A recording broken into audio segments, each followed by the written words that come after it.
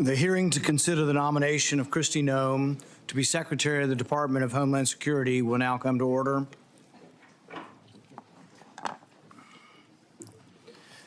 The Department of Homeland Security, with 260,000 employees and nearly 20 distinct components, epitomizes in many ways unchecked power.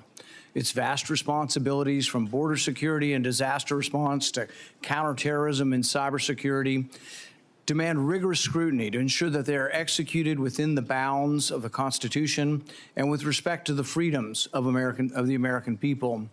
Nearly 2 years ago, when I became the ranking member of this committee, my team sought to understand the extent of this bureaucratic labyrinth. We asked DHS for a comprehensive list of collaborative entities it participates in, task forces, advisory boards, coalitions, commissions, and the like. The response was astonishingly opaque. They stated there is not a single comprehensive list to address all the collaborative relationships that the department and its components engage in. In other words, we do so much stuff and we're so big we can't describe it for you. But if we can't describe what we have, we got a problem. In plain language, the DHS had really no idea. Think about it. An agency commanding over $110 billion annually can't account for its own activities. This is not just bureaucratic incompetence, it's emblematic of a deeper issue, an agency unsure of its own boundaries and commitments. How can an agency fulfill its mission or earn the American people's trust if it doesn't even know the extent of its own operations?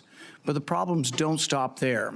Instead of focusing on critical threats, like securing the southwest border, DHS has shifted its gaze inward, targeting law-abiding Americans.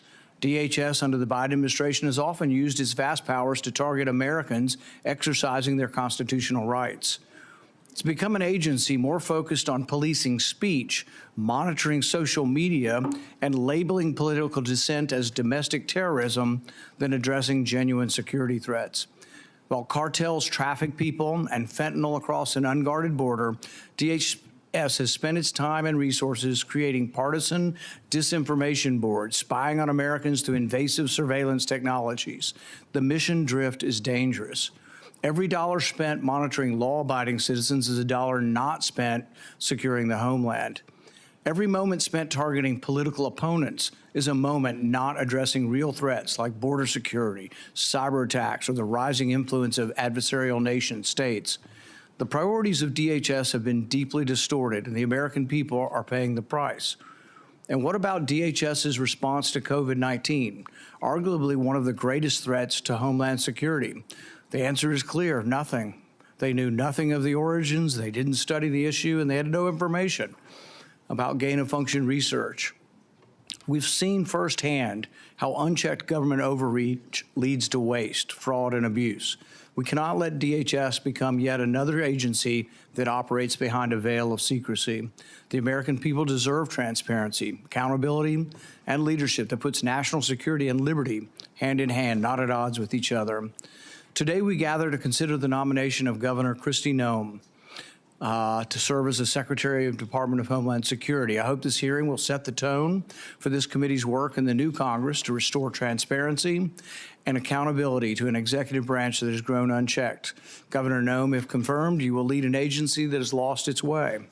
Your record as governor of South Dakota and a former member of Congress demonstrates your willingness to make difficult decisions in the face of significant political pressure and to put the interest of the American people first. You have the opportunity today to address how your background and vision will translate to leading one of the most critical and scrutinized departments in the federal government.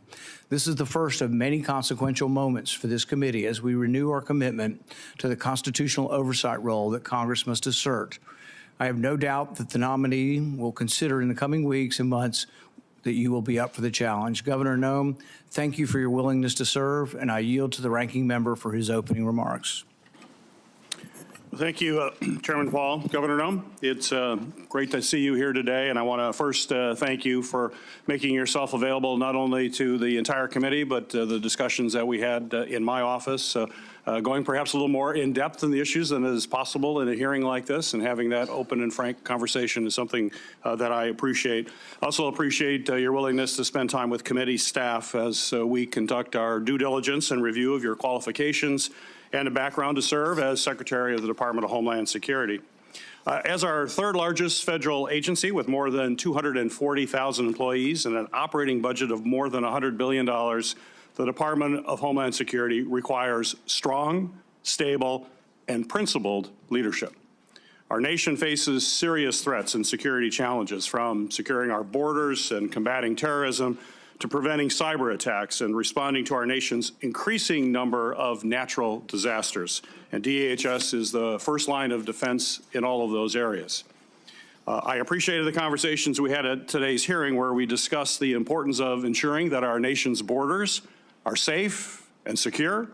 And while we must address the significant challenges we face on the southern border, we also need to ensure that there are sufficient resources to secure our northern border, something I know you're very familiar with as the governor of your state, including building out our Northern Border Mission Center.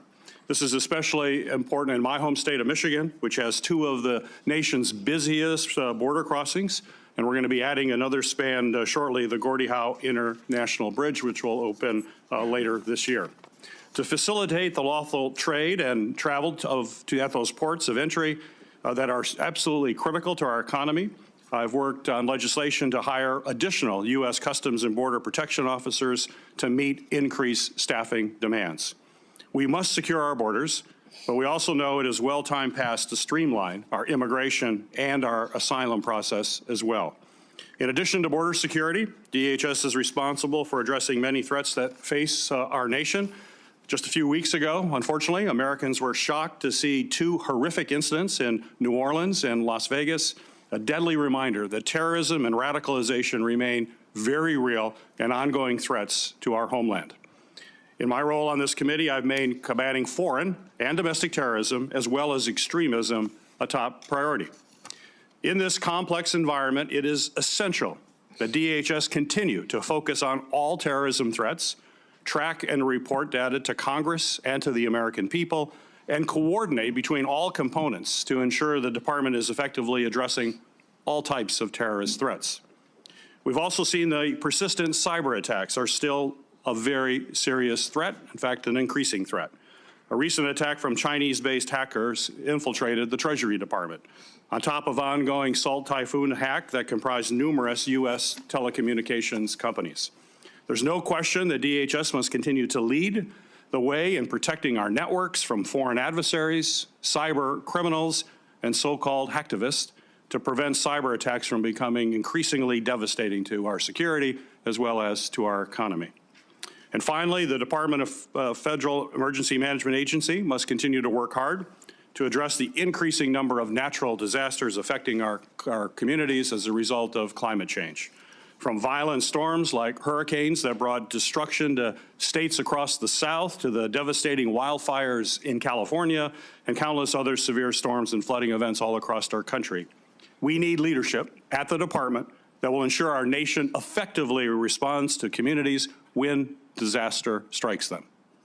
The safety and security of our nation and the American people depend on the department's ability to effectively address these wide-ranging threats. So, Governor Noem, thank you again for your willingness to serve in this incredibly important position, and thank you for being here today. I look forward to having a comprehensive discussion about how you intend to lead this critical department through a series of national security challenges, if indeed you are confirmed. This morning, Governor Noem will be introduced by Majority Leader John Thune and Senator Kevin Cramer. Senator Thune, you're recognized. Well, thank you, Mr. Chairman and Ranking Member Peters and members of the committee. I'm very pleased to be able to be here today to introduce South Dakota's outstanding governor, who has been nominated by President Trump to serve as the Secretary of the Department of Homeland Security. I've known Kristi Noem for a long time. She has a very compelling personal and family story, which inspired her entrance into the public arena, and I'm sure you'll hear a little bit more about that from her. But I've observed as she has gone through the state legislature as a leader there, State House of Representatives, the U.S. House of Representatives, where she was our only member from South Dakota, representing our state's interests there for 8 years, and now currently as South Dakota's governor. And I think she brings to this job a number of things that are going to be really essential. And one is obviously a skill set when it comes to managing hard problems. She led our state through the pandemic, managed what were extraordinary circumstances all across this country in a way that made South Dakota, frankly, a magnet for people from other states who were trying to flee or get away from some of the heavy-handed requirements that were imposed in other states around the country. Our state stayed open, stayed free, and that was largely due to her leadership. And I would say, too, as we tackle what is an enormously complicated and hard issue, which is our southern border, it's going to require a skill set, which I believe she possesses. It's going to require a tremendous amount of persistence and determination, which I think she has, an enormous amount of energy, which she has in abundance, and frankly, what I would say is just absolute toughness. It's going to take some tough and hard leadership to get things back in order. And I want to refer to something she said in her State of the State address earlier this week to South Dakotans, and that is that over the past 4 years, we've seen a complete disregard for the security of our borders and the safety of the American people, to say nothing for the rule of law. Chaos at our southern border and the Biden administration has left our country vulnerable to a whole host of security concerns, from terrorist entries to cross-border criminal activity like drug trafficking.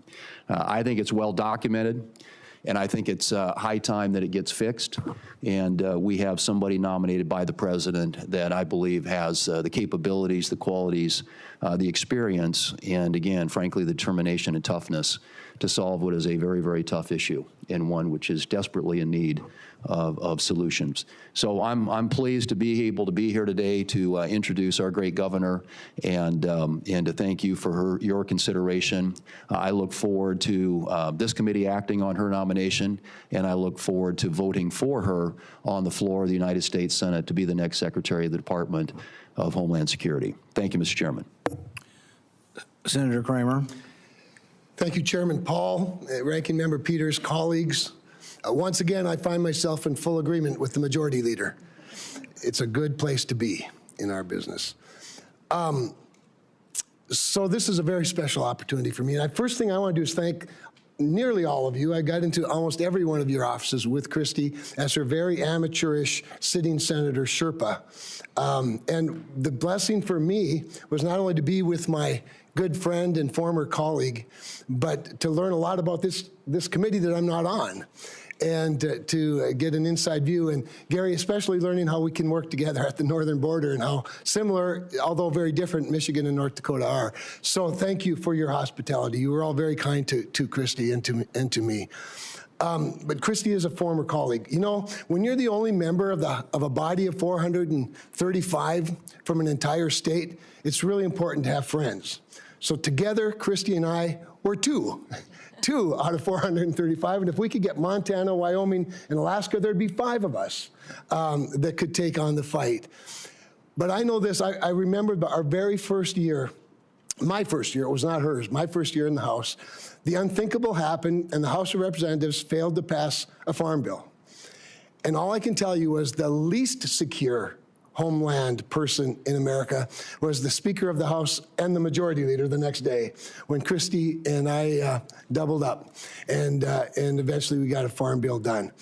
I say that because we are living at a time, and Senator Peters, you used the words strong, stable, and principled. I can't think of 3 better words to describe Kristi Noem than those 3 words. I would add this. I'm not surprised that President Trump turned to Governor Noem. Securing the homeland is the #1 priority, our #1 priority, our #1 constitutional priority as a Congress. And it is for sure the #1 priority of the voters in the last election. And it is the #1 priority for President Donald Trump.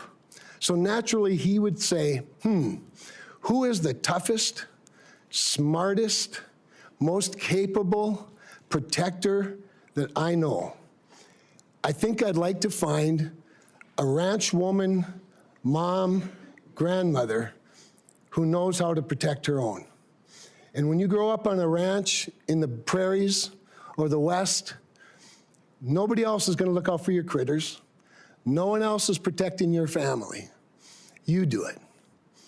And she brings this skill set, as Senator Thune said, as a leader, as a legislator, as a member of Congress, as a governor, a very important. By the way, when I'd get into the room with other governors, Senator Hassan, I might as well have just left because I was now part of a club where I don't belong. But anyway, it was very, very rich because there's an alliance there that's really, really important. And so for me, it's just a really special opportunity to be able to be here with her and to have had this time in your offices introducing her to you. But I want to wrap up because last night I received a very touching letter, unsolicited by either Kristi or me, from the tribal chairwoman from the Standing Rock Sioux tribe, which straddles North Dakota and South Dakota. They don't really care who wins the South Dakota State-North Dakota State football game, but they do care about their reservation. And Chairwoman Alkire sent me this letter. Standing Rock is the home of Sitting Bull, in case you were wondering about the credentials of their ability to protect the homeland. I'll just read a few words. On multiple occasions, Governor Noem has invited the Standing Rock Sioux tribe to her table at the South Dakota State Capitol to enter into meaningful discussions. That's what I witnessed when she came to your offices. And Janet writes, it is of great excitement and enthusiasm that our North Dakota Governor, Doug Burgum, will be at the helm of the Department of Interior, and my hopes remain high that you will feel the same about Governor Kristi Noem at the helm of the Department of Homeland Security. These two governors understand the needs in Indian country and what words like tribal sovereignty, jurisdiction, and consultation mean to the indigenous people.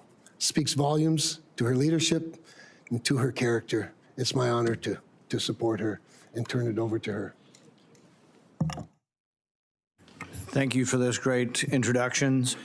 The committee has also received several statements in support of Governor Noem's nomination, including a letter from 22 fellow governors, the International Association of Firefighters, and 6 other organizations. Without objection, these letters of support will be made part of the hearing record. And I know our senators are going to have to go, but thank you for coming and doing those introductions. It's the practice of this committee to swear in witnesses. Governor Noem, please stand and raise your right hand. Do you swear that the testimony you will give before this committee will be the truth, the whole truth, and nothing but the truth, so help you God? Governor Noem, you are now recognized for your opening statement. Well, thank you, and good morning, Chairman Paul, Ranking Member Peters, and the distinguished members of this committee. I'm honored to appear before all of you today as the nominee for the Secretary of Homeland Security. I want to thank President-elect Donald J. Trump for his confidence in my leadership, and the people of South Dakota for their fantastic support throughout my time in public service. I would also like to express my sincere gratitude to Senator Kramer. He has been an invaluable resource to me throughout this process and given me much wisdom as well as insight into the thoughts and the procedures of the Senate and this body. And I'd also like to express my gratitude to Senator Thune, the majority leader of this esteemed body. He's been an advisor to me for many years as well as a friend. And I'm so grateful for the generous support of these two men and their willingness to be here this morning to speak on my behalf and to introduce me to this committee. Now, I'm a wife and a mother and a grandmother, a farmer, rancher, business person. I've served in our state legislature, in Congress for 8 years, and also a governor. I've spent my entire life in rural America. I understand what it means to work hard every single day and to build a better future for your kids and for all of our communities. I come before you today with a deep sense of responsibility and a humility as the nominee to lead the Department of Homeland Security, and also a commitment to the more than 330 Americans who we will work together to help serve and to keep safe and secure in their homes and in their communities. Now, before I proceed, I want to introduce to you my husband, Brian, who's here with me today. He is my constant 24/7 reminder of our dedication to public service and that it's not a solo effort or done alone. He has been a rock by my side, and I appreciate all of his love over so many years. I'm grateful that he's here with me today. Now, securing our homeland is a serious, sacred trust that must be relentlessly pursued and can never be taken for granted. Being safe within our borders here in America is critical, and yet Americans feel less safe than they have felt in decades. For the first time in 30 years, more than 40% of Americans are afraid to walk alone at night within a mile of their homes. President-elect Trump is going to change that. I've seen firsthand the challenges and the opportunities facing our great nation. In the 20 years since the Department of Homeland Security was formed, the nature of the threats to our homeland has grown and they've evolved. This department was created in response to the failures of the government that led to the September 11th, 2001 terrorist attacks. And that reality is not lost on me, especially in the wake of the recent terrorist attacks over New Year's. Now, I've led South Dakota for the last 6 years with a focus every day on making our state safer, stronger, and freer. I've focused every day on making the best decisions, not just for right now, but for generations to come. I've overseen a state budget of over $7 billion and a state employee workforce of more than 13,000, including more than 7,000 that report directly to the governor. I've addressed important issues like cybersecurity, human trafficking, drug interdiction, and also natural disasters, the same challenges that are facing so many of you and the people that you represent back home. I've secured our state and supported the rule of law. And if confirmed as the 8th Secretary, that is the same approach that I will take to leading the Department of Homeland Security. As we face the evolving threats of the 21st century, the mission and the success of DHS is more critical than ever. We must be vigilant and proactive and innovative to protect the homeland. The challenges in front of us are extremely significant, and we must secure our borders against illegal trafficking and immigration. We must safeguard our critical infrastructure to make sure that we're protected against cyber attacks, respond to natural disasters, and also terrorism. I firmly believe that we can meet those challenges head-on with resolve. Innovation, we can use collaboration with federal and with state partners. And senators, I want your input. Border security must remain a top priority. As a nation, we have the right and the responsibility to secure our borders against those who would do us harm. And we must create a fair and a lawful immigration system that is efficient and is effective and that reflects our values. President Trump was elected with a clear mandate. He needs to achieve this mission because 2/3 of Americans support his immigration and border policies, including the majority of Hispanic Americans. I was the first governor to send National Guard troops to our southern border when Texas asked for help and when they were being overwhelmed by an unprecedented border crisis. If confirmed as secretary, I'll ensure that our exceptional, extraordinary Border Patrol agents have all the tools and resources and support that they need to carry out their mission effectively.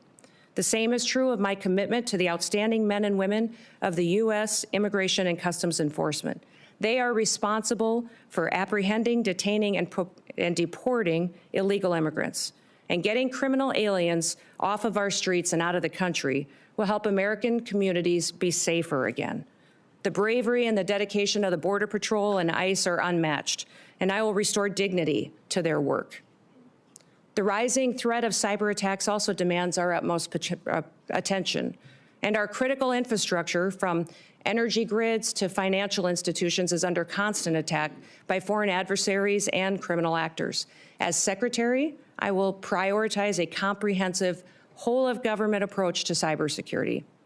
In fact, in the coming days, we have to plan bigger and think faster and smarter. I fully acknowledge that people in Washington, D.C. do not have all of the answers, and therefore I will leverage private-public partnerships. I'll advance cutting-edge, state-of-the-art technologies to protect our nation's digital landscape. And I will have a proven track record of doing this in South Dakota to back me up. I've helped make Dakota State University a global leader in cybersecurity education because we recognize the need to address this emerging threat. And I will take a proactive approach if given the opportunity to serve as secretary. Now, President-elect Trump has been a tremendous friend to law enforcement over the years, and I will do the same in my role as secretary. As governor, I've worked closely with law enforcement to make South Dakota safer. I've overseen hundreds of state troopers in the South Dakota Highway Patrol, and on several occasions, I've convened groups of law enforcement from across our state to address policies that will make our people safer. In fact, while some in this country were attacking law enforcement and defunding them, we took the opposite approach in South Dakota.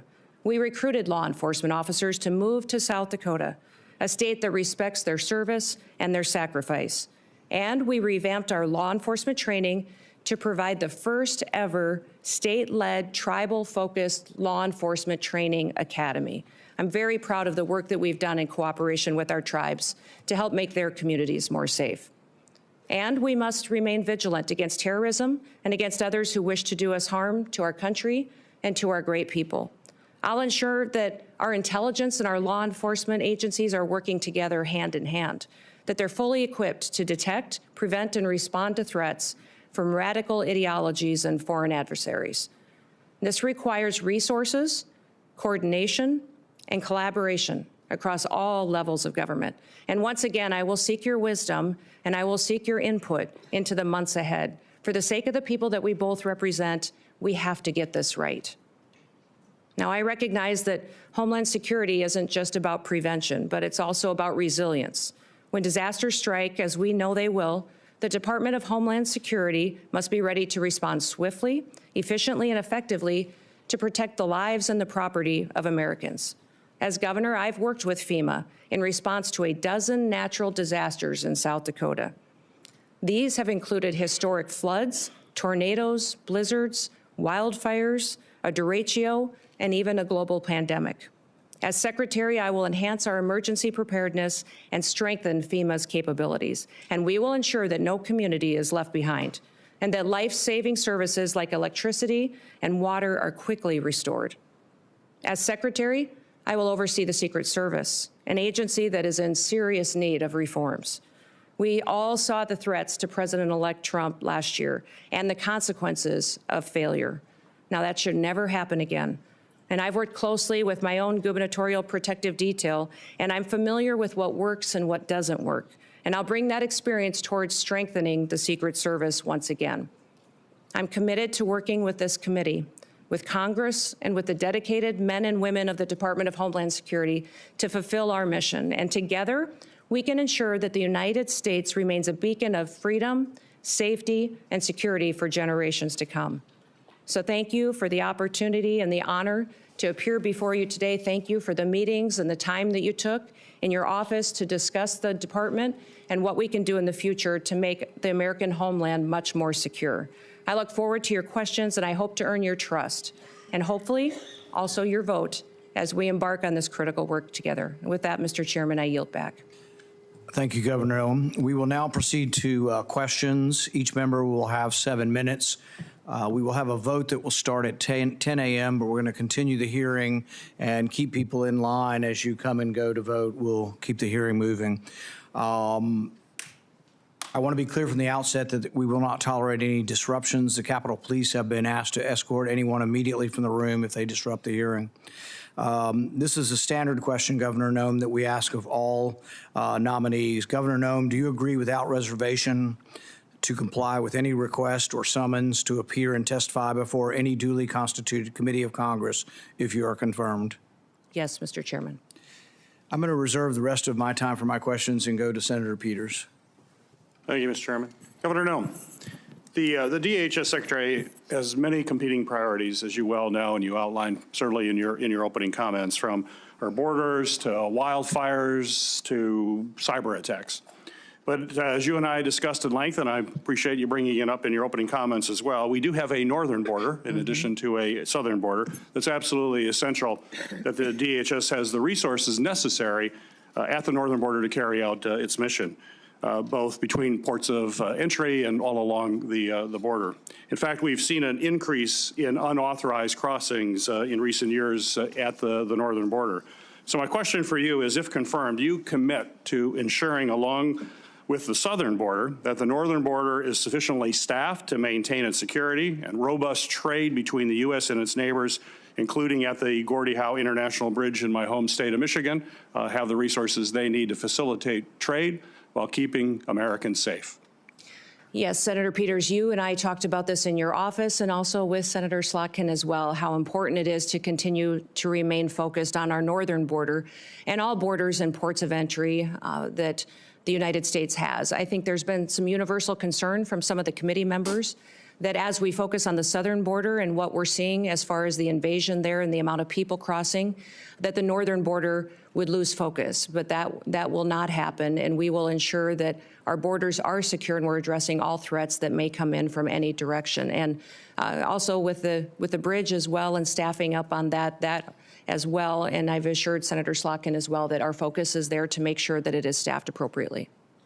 Very good. And as we discussed, the department is diligently working to stand up the Northern Border Mission Center at Selfridge Air National Guard Base in Michigan, following the authorization and funding that I was able to secure in the last Congress. This center is critical to supporting the department's northern border security missions and addressing evolving threats. So quick question, if confirmed, do you commit to working with me to fully build out the Northern Border Mission Center? Yes, Senator, we will look forward, and I look forward to working with you to ensure that that is a priority and that it's adequately resourced, and working with Congress and senators to make sure that we have what we need to make sure that that mission for that base is fully fulfilled. Great, thank you. On New Year's, we witnessed two incidents that reminded us that terrorism and extremism remain serious threats to all Americans. Both DHS and the FBI have consistently said that the most persistent threat to the homeland is from U.S.-based individuals or small groups radicalized by a variety of ideologies, from white supremacy to ISIS to al-Qaeda. We must certainly continue to focus on people who are radicalized here in the United States with the intent of terrorizing our communities. So my question for you, ma'am, is how do you plan to address this threat of U.S.-based terrorists? Senator, this is a grave concern for our country, as we all agree that the #1 threat to our homeland security is the southern border. In fact, since Joe Biden has been president, we've seen 382 individuals that have come over that border that are on the terrorist watch list. Behind me have the governor of Louisiana with me.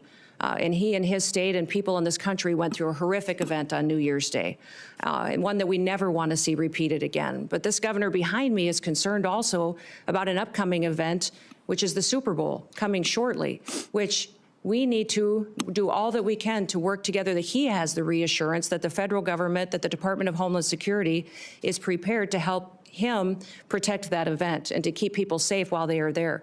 Those 382 terrorists or known terrorists that have come over our border, we don't know necessarily where they are because of what has been happening under Joe Biden's policies.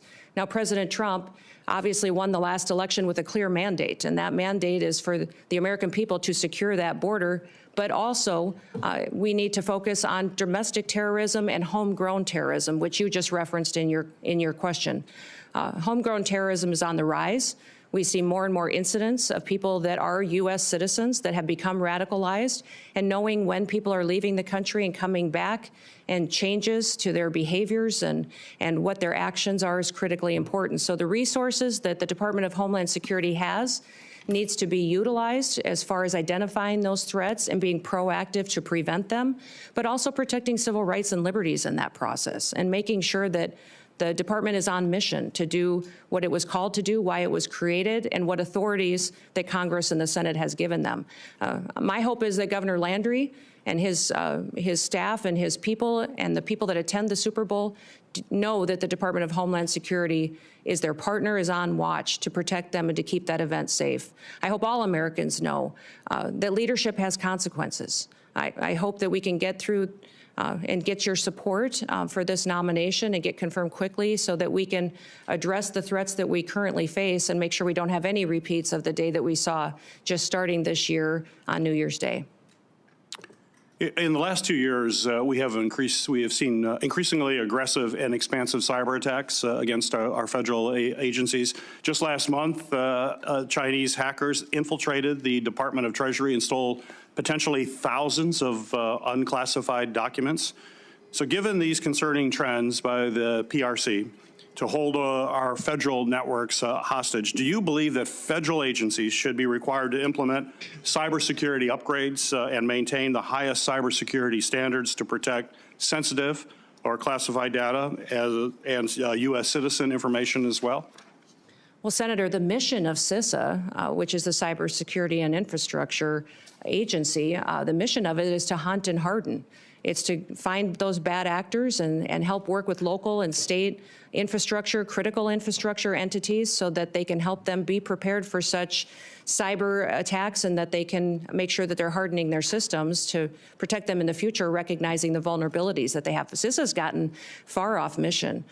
They're using their resources in ways that was never intended. The misinformation and disinformation that they have stuck their toe into and meddled with should be refocused back onto what their job is, and that is to support critical infrastructure and to help our local and small businesses and critical infrastructure at the state level to have the resources and be prepared for those cyber attacks that they will face. You know, Salt Typhoon was a campaign of espionage by the PRC in China against our telecoms, where large amount of data was stolen and taken, and people's private information was taken as well. And we've also seen China and the PRC go after our critical infrastructure with the Volt Typhoon hack.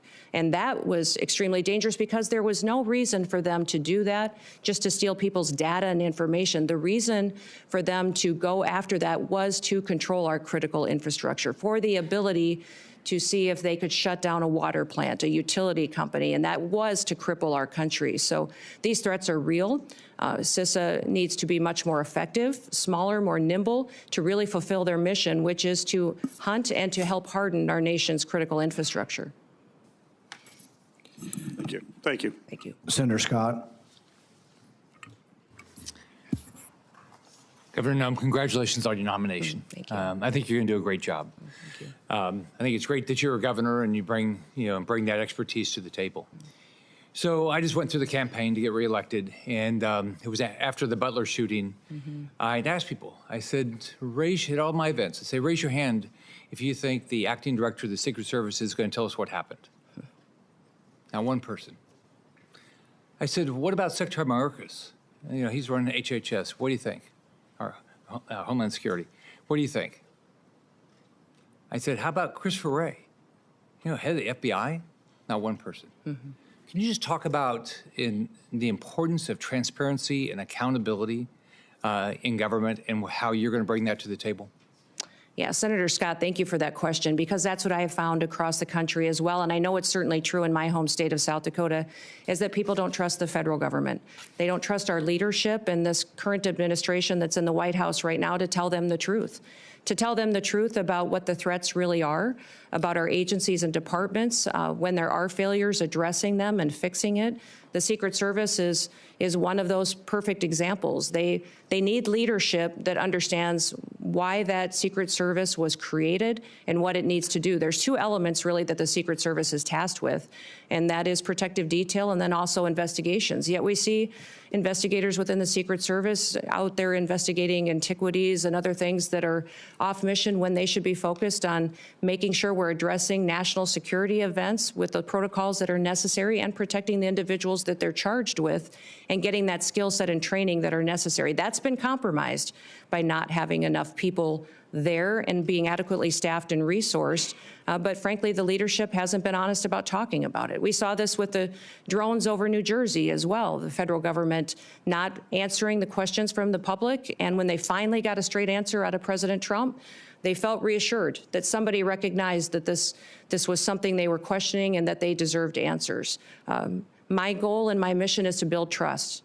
We will undertake a large job and a large duty that we have to fulfill, that the American people expect us to do, by securing our border, to make sure that our nation is a nation with borders, or we're no nation at all, and that we are making sure that those criminal actors that are perpetuating violence in our communities and in our cities and towns and states are removed from this country, that there's consequences for breaking the law in our country again. There has to be consequences, because when Americans break the law, there's consequences.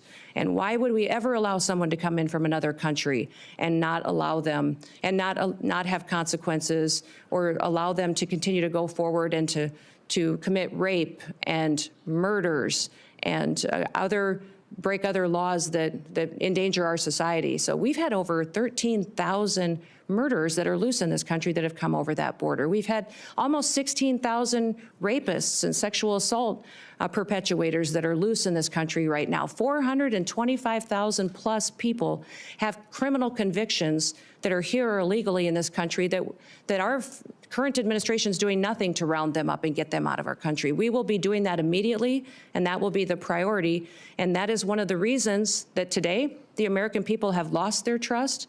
President Trump will build it back and know that their federal government is accountable to them and is working to put America first again. So Joe Biden completely opened our southern border and dismantled our entire immigration system. As a former governor, I know that when the federal government policies are broken and failing Americans, you see the impacts in your state, just like I did when I was a governor.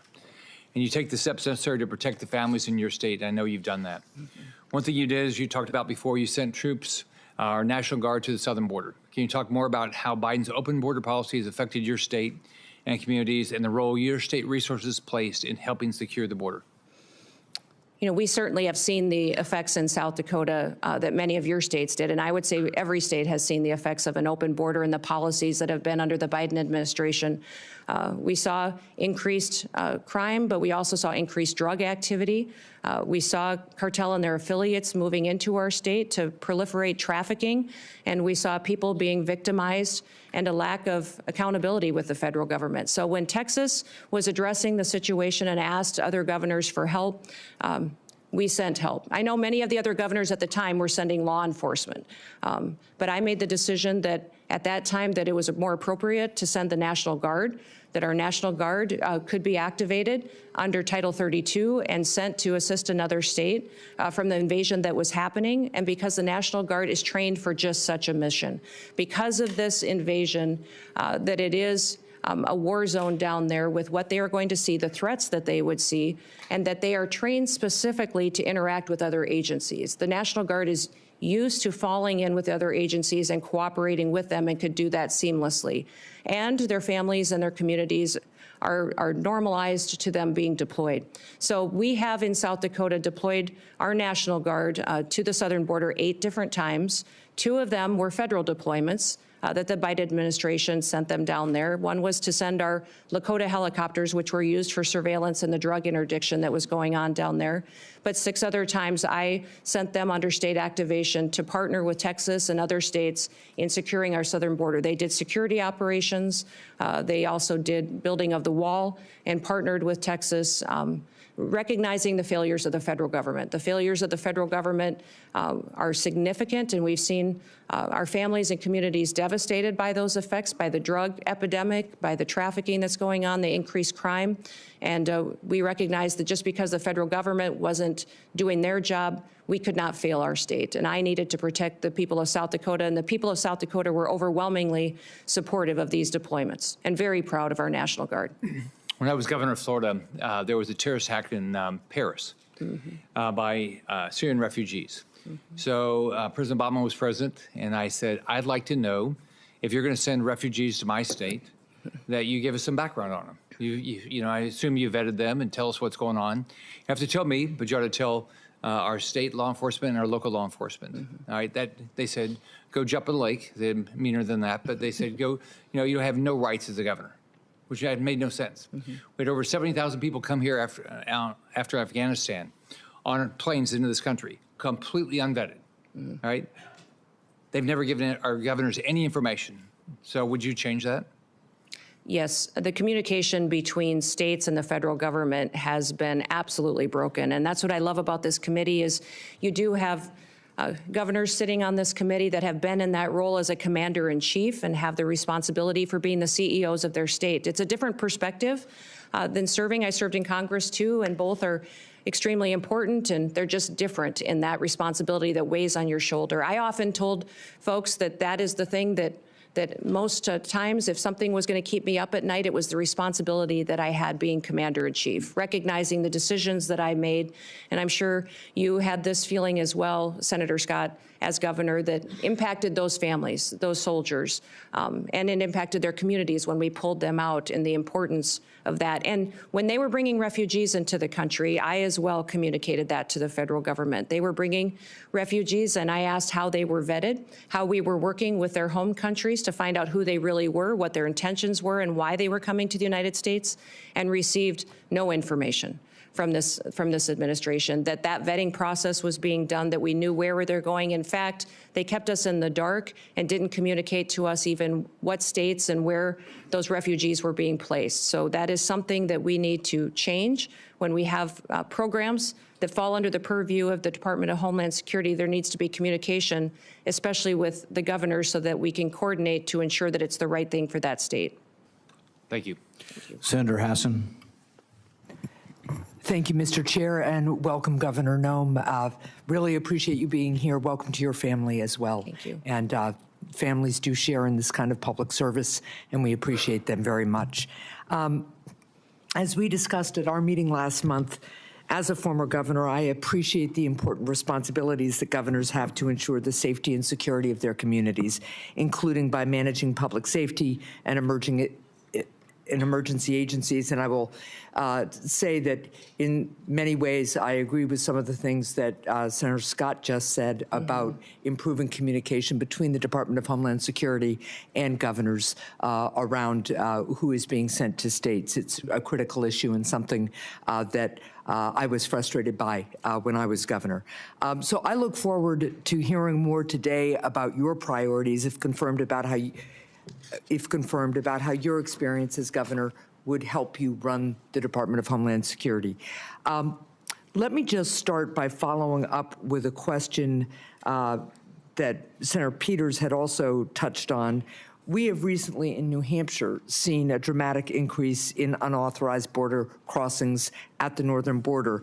And when I was at the northern border recently, law enforcement told me about the need for more personnel and resources.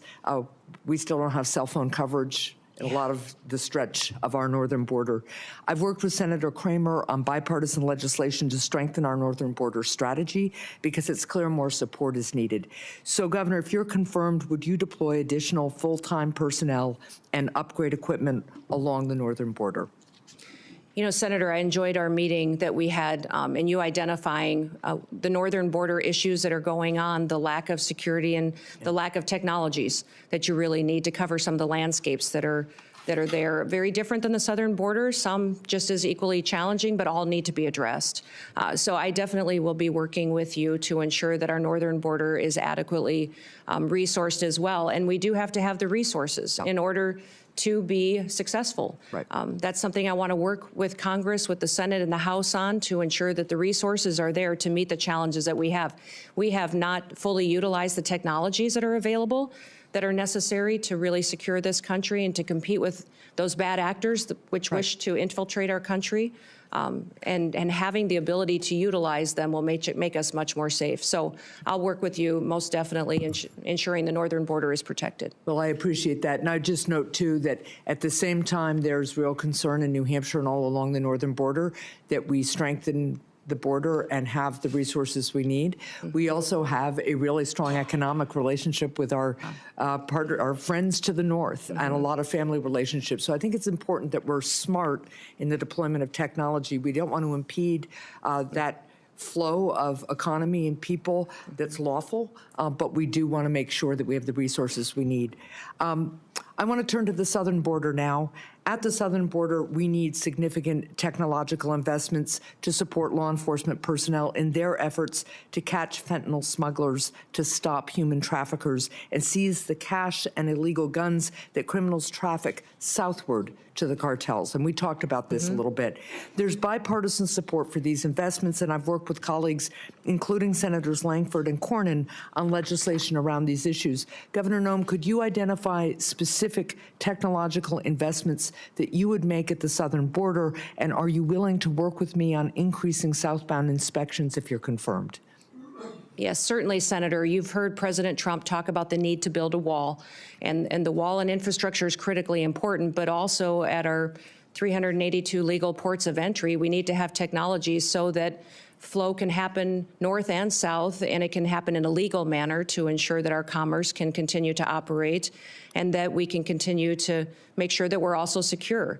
I think de minimis shipments are a concern, and the need to look at those and how traffickers and fentanyl distributors are using that. I think we also need to use scanners, surveillance, operations. There's new technologies out there to cooperate with satellites in some area where the topography does not necessarily facilitate having actual infrastructure, and then also the ability to make sure that we're utilizing that technology that allows us to know what is going south that might be fueling some of the violence that ends up coming back north, and ensuring that we're stopping that before it has the chance to supply those cartel and bad actors that would come in. Yeah, I really appreciate that, because the southbound flow, particularly of cash and weapons, fuels the cartels and strengthens them. Absolutely. And it's something that we really have to focus on.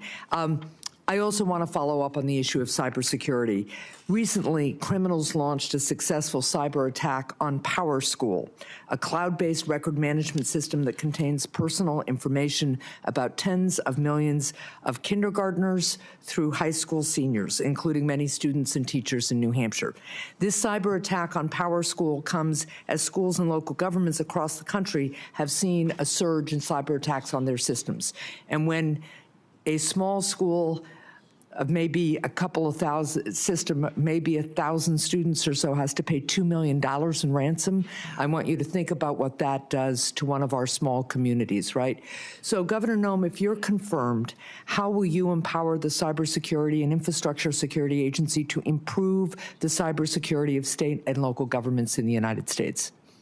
Well, thank you, Senator. If I am confirmed and have the opportunity to serve as secretary of this department, I'll be following the Constitution and the rule of law, and then getting these departments back on mission to why they were created and why they are existing. What CISA should be doing is helping those small entities, those schools, those local city governments, the state governments, and the small businesses that are critical infrastructure that don't have the resources to stay on top of the critical protections that they need to enact. Well, let me follow up just quickly on that one point. It's something we discussed when we had our meeting. I worked with Senator Cornyn on a bipartisan bill that became law that created a cybersecurity grant program for state and local governments. This is in addition to each state getting a cyber coordinator to help on the ground.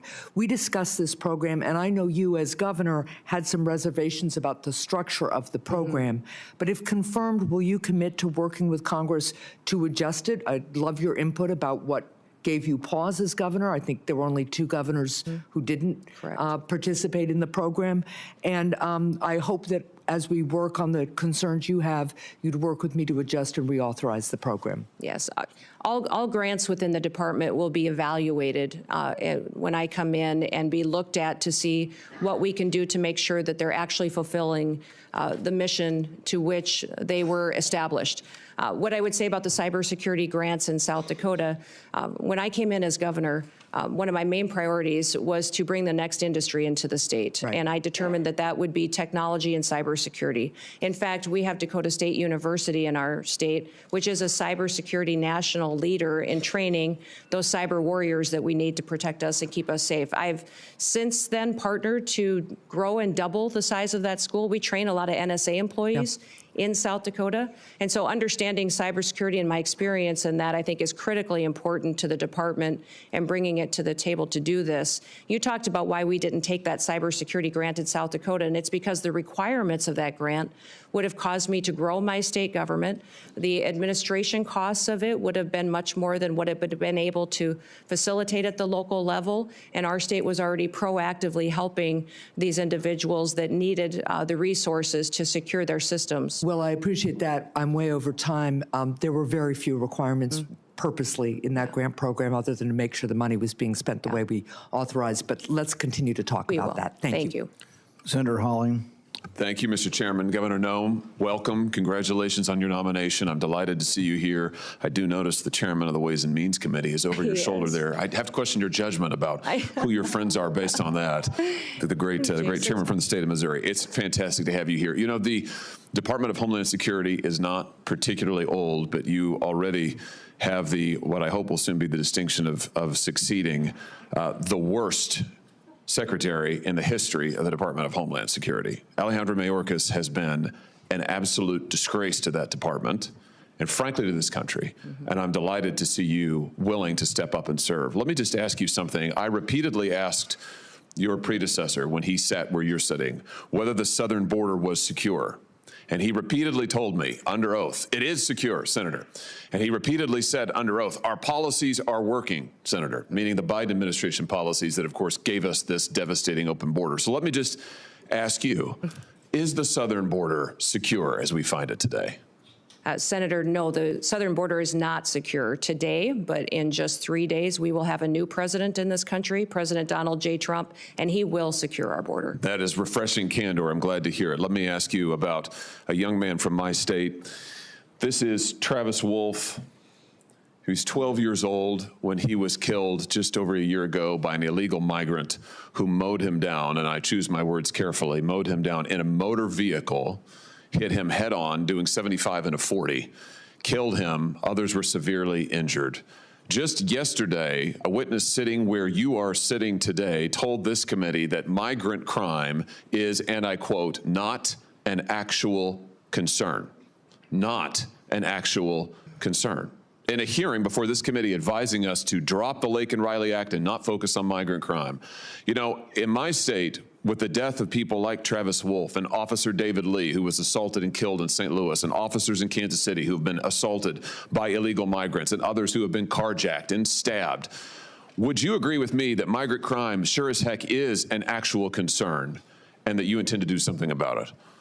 Yes, Senator, absolutely. And I am so sorry about Travis and my prayers go out to his family. I can't even imagine what that is like. And thank you for telling his story, because there's so many families in this country that have that same story.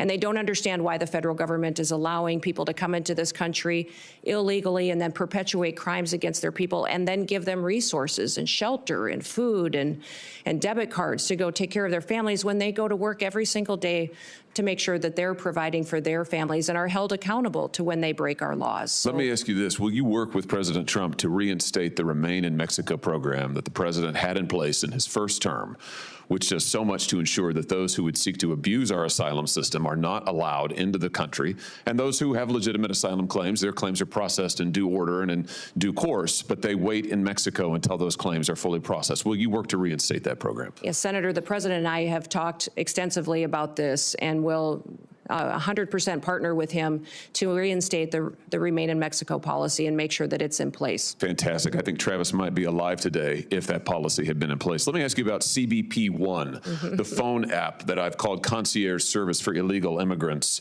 I'm sure you're familiar with it. This was the Biden administration's effort to allow asylum seekers to apply ahead of time using their phones, but not actually to provide any evidence that they needed asylum.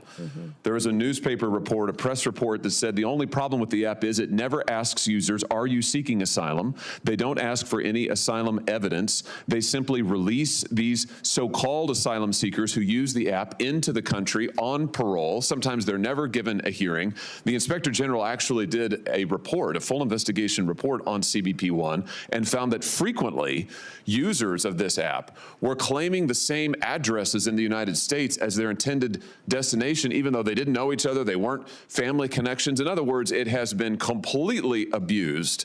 And the idea that the federal government would pay for this kind of concierge service for illegals, I think, is outrageous. Will you end the use of the CBP One app? Yes, Senator, if confirmed, and I have the opportunity to be secretary on day one, CBP One will be shut down. There's data and information in there that we will preserve so that we can ensure we know who's coming into this country and who's already here. that we need to go find, but also we make sure that there's another program, CHNV, which I'm sure you're very familiar with, where our federal government actually paid to fly people into this country directly from other countries without any vetting or knowing who they are. So there's several of these programs that need to be eliminated, and we need to ensure that we're following legal immigration laws. I'm glad you just mentioned CHNV. This is a mass parole program. Of course, as you know, our law allows parole in only very limited circumstances. There are 2 circumstances, and it requires case-by-case evaluation.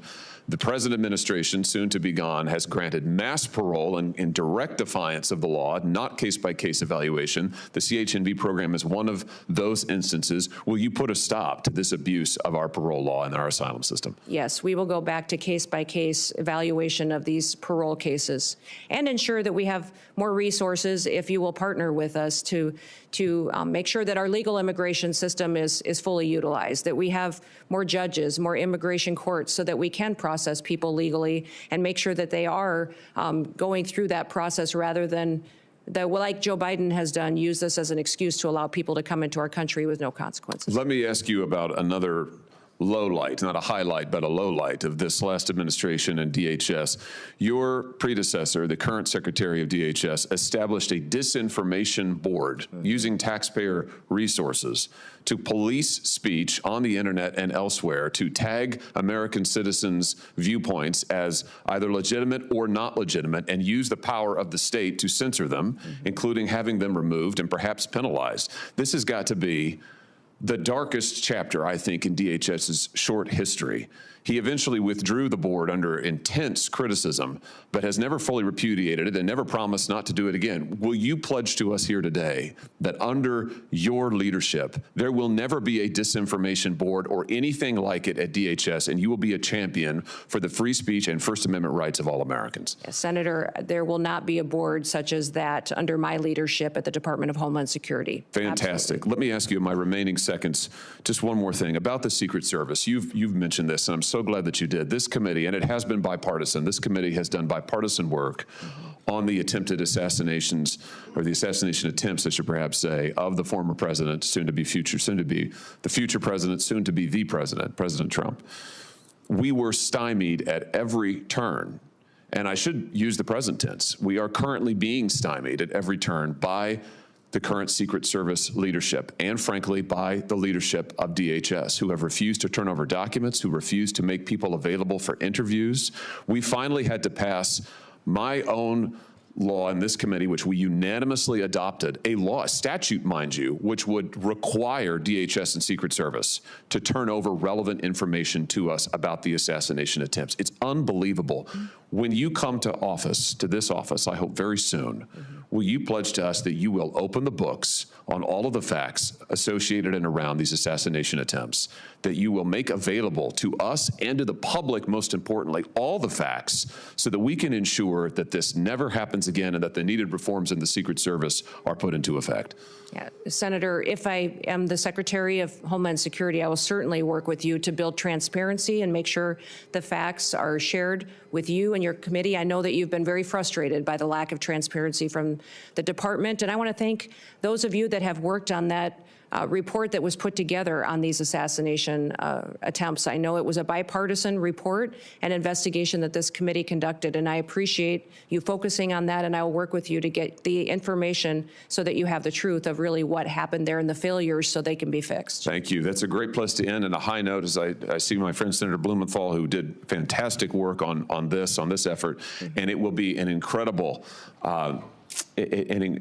new day, and incredibly refreshing to have a DHS secretary who will tell us the truth, who will be honest with us about the facts, honest with the American people, and who will enforce our law. And I know you'll do that, Governor Noem. I look forward to supporting your nomination. Congratulations. Thank you. Senator Blumenthal. Thanks, Senator Johnson.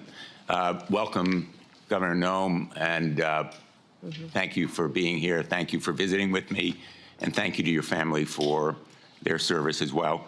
Let me begin on a high note, thanking Senator Hawley for his leadership on the effort that I led with him to essentially get some basic facts out of the Secret Service when we were investigating, Senator Johnson and I, as leaders of the Permanent Subcommittee on Investigation, helping to lead it with the chairman and ranking member here. And I'm hoping that you've read our report and that you will agree to begin implementing its recommendations, which call for major reforms, in my view, a house cleaning top to bottom in the Secret Service, and greater transparency with this committee and with the American public. Yes, sir. I will certainly work with you to do that and to work to make sure that we have that transparency and the committee has the information that it needs to do due diligence of its oversight. Our investigation is continuing. Yep. Senator Johnson and I have discussed it, and we will be making more requests to pursue the fact-finding that is so important. I want to ask you about disaster relief. California is on fire. The fires raging there are going to leave destruction and devastation that is heartbreaking. I am really disappointed with some of the statements that President-elect Trump has made. For example, saying that, quote, we won't give him, referring to Governor Newsom, money to put out all his fires, and if we don't give him money to put out fires, he's got a problem. The specter is there of potential discrimination based on politics, withholding money from California or other states. It's not an unfounded fear. In the last administration, there were public reports about President Trump withholding money from the state of Washington because of his disagreements with Governor Inslee. Connecticut, like the rest of the nation, suffers from these natural disasters. Most recently, in August, we were hit by major flooding, and these natural disasters are going to become more frequent, as will be the need for the federal government to meet the requests for declarations of natural disaster.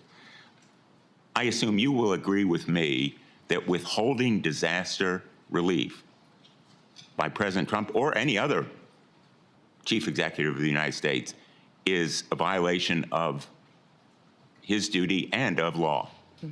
Well, Senator, leadership has consequences, and looking at the tragedy that's happening in California, I want to ask you yes or no, with all due respect. It's an easy. What's happening in California is the ramification of many decisions over many years. But under my leadership at the Department of Homeland Security, there will be no political bias to how disaster relief is delivered to the American people. So if President Trump were to say to you, we're going to withhold money from Connecticut or Michigan or any of the states, Iowa, because we don't like the governor or we don't like the politics of the state, you would stand up to him and say, Mr. President, we need to allocate that money. Well, Senator, in 3 days, President Trump will take an oath to uphold the Constitution and the rule of law in this country, and he will do that, and I'll be glad to have him back.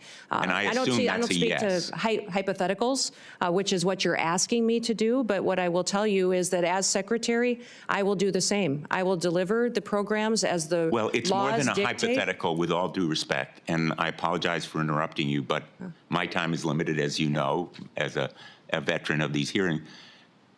It's more than a hypothetical. It's based on experience with President Trump withholding money from Washington State and elsewhere. I need to know from you, will you stand up to the president and say, no, the Constitution and the Impoundment Act requires us, for example, to allocate the $100 billion that we have just appropriated in the last session to states like Connecticut, $3 million, Texas, $10 million, almost every one of the states represented here. Will you say no to the president if he withholds that money?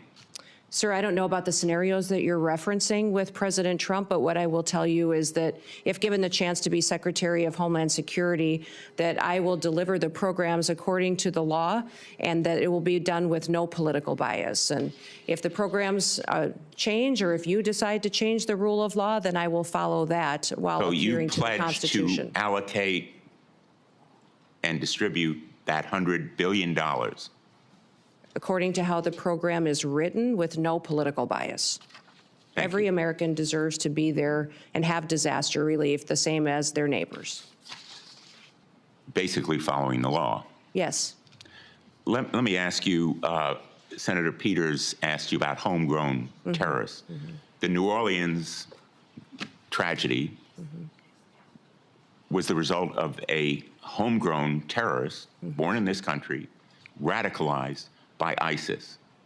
And it reflects the reason why the intelligence community, the FBI, almost all of our law enforcement has said repeatedly, domestic violent extremism is the most lethal and persistent threat to our security. That terrorist was radicalized by ISIS.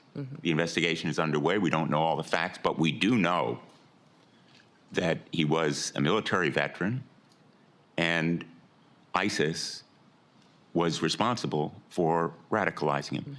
Shouldn't we focus on ISIS as a threat to this country's security? Senator, certainly we should be focused on all threats to this nation's security. That's the mission of the Department of Homeland Security, and homegrown terrorism is growing. We have more and more incidences. The tragedy we saw and the terrorist attack in New Orleans. What will you do to combat it? What will you do to stop ISIS and other extremist organizations from radicalizing people in this country?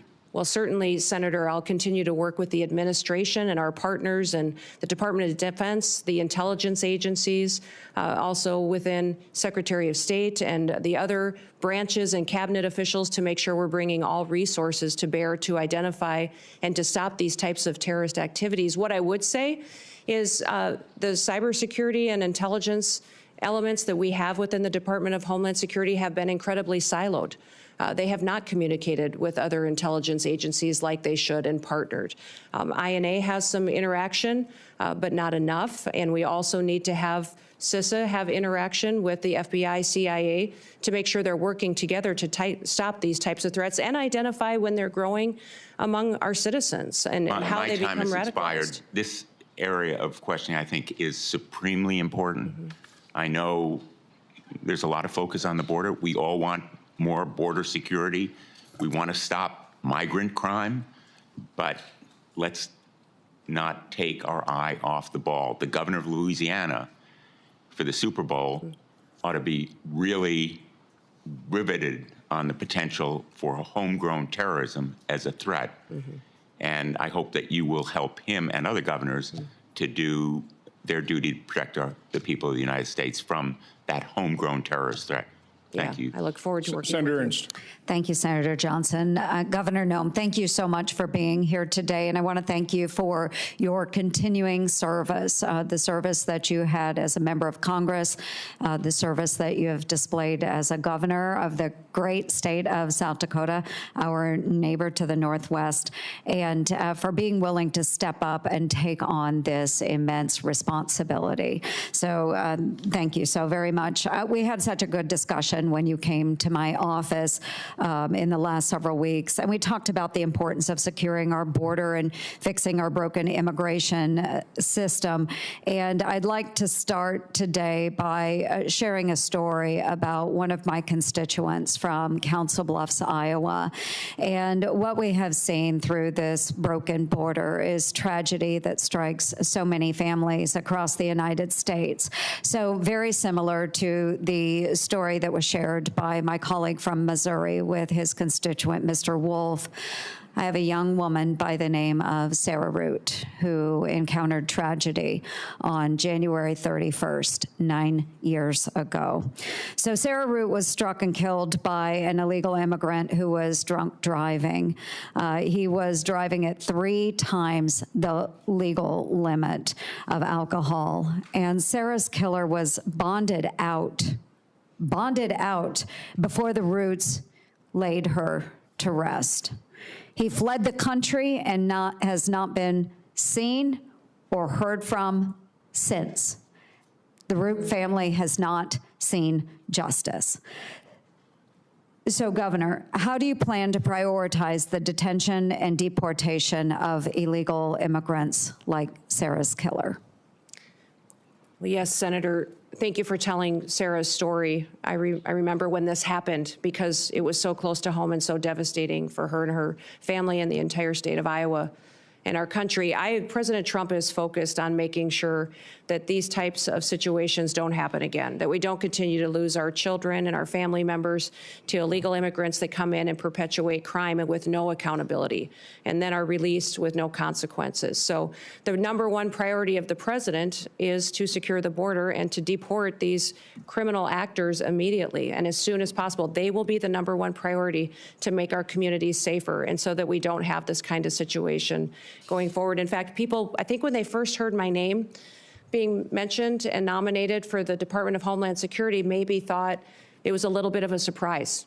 Like, oh, I didn't think about Kristi doing that job. But I tell people the reason that I asked for it is because I knew it was the president's #1 priority.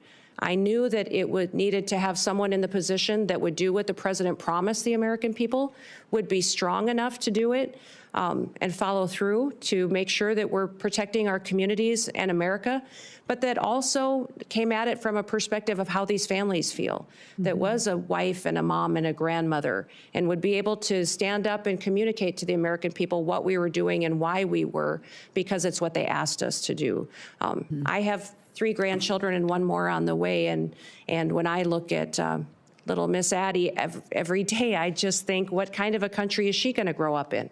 What kind of a country will we leave her and her brother and a sister? And I don't want them to think that their grandma sat on the sidelines and didn't do all that she could. So I will enforce the Constitution and the law, and I will make sure that when people enact horrific things like this that happened to Sarah and her family, that there will be consequences for it. Yeah, absolutely. And as a fellow grandma, I know that you are perfectly positioned to enforce this.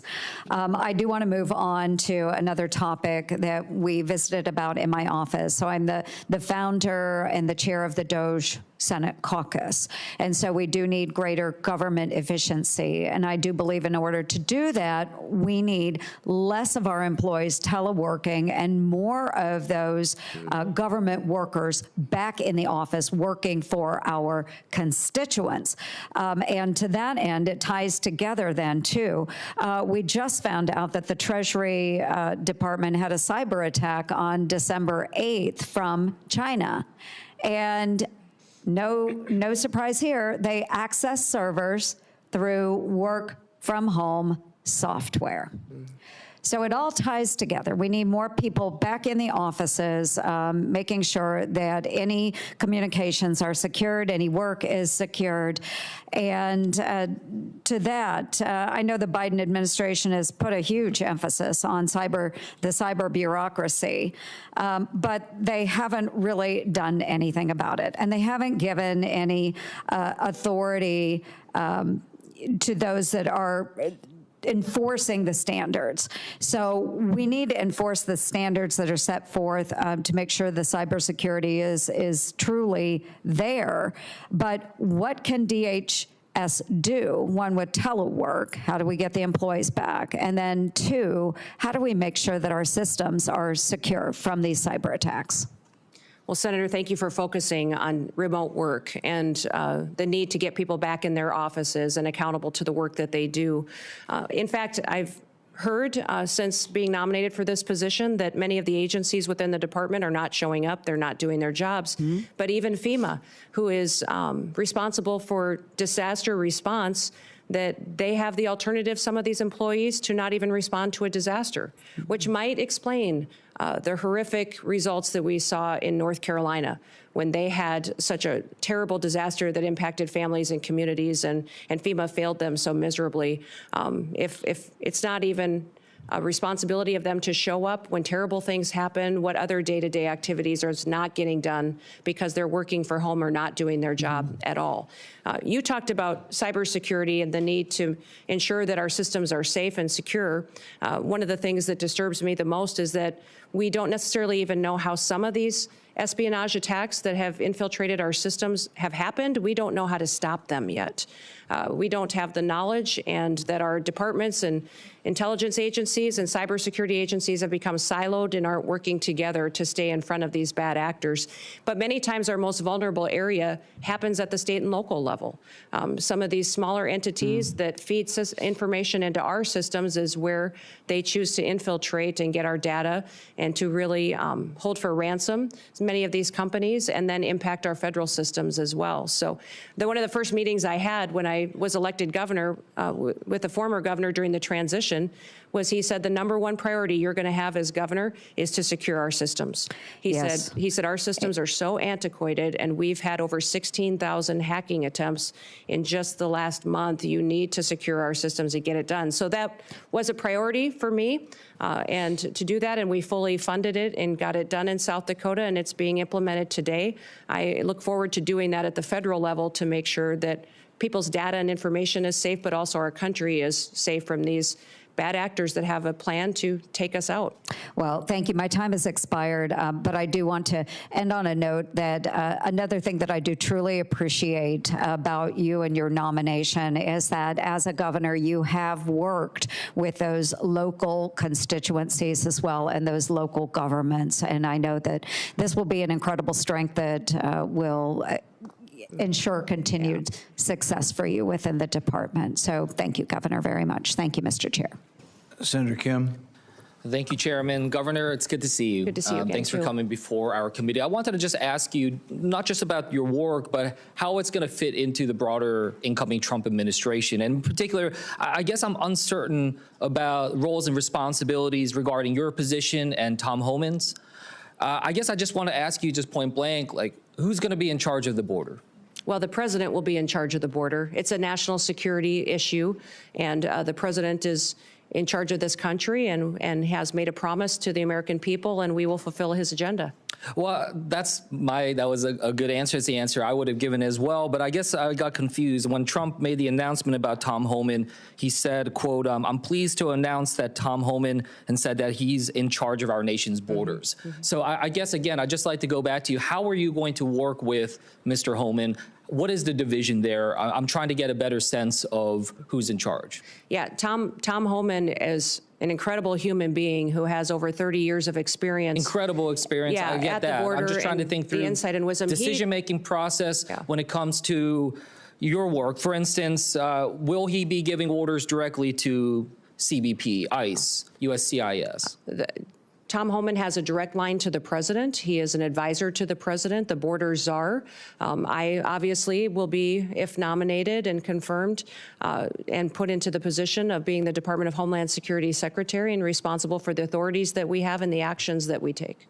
I say this because I actually want to make sure that we're empowering the next Secretary of Homeland Security. Yes. You know, in the legislation that was codified by Congress and moved forward that started this after September 11th, it said, quote, all functions of all offices, employees, and organizational units of the department are vested in the Secretary.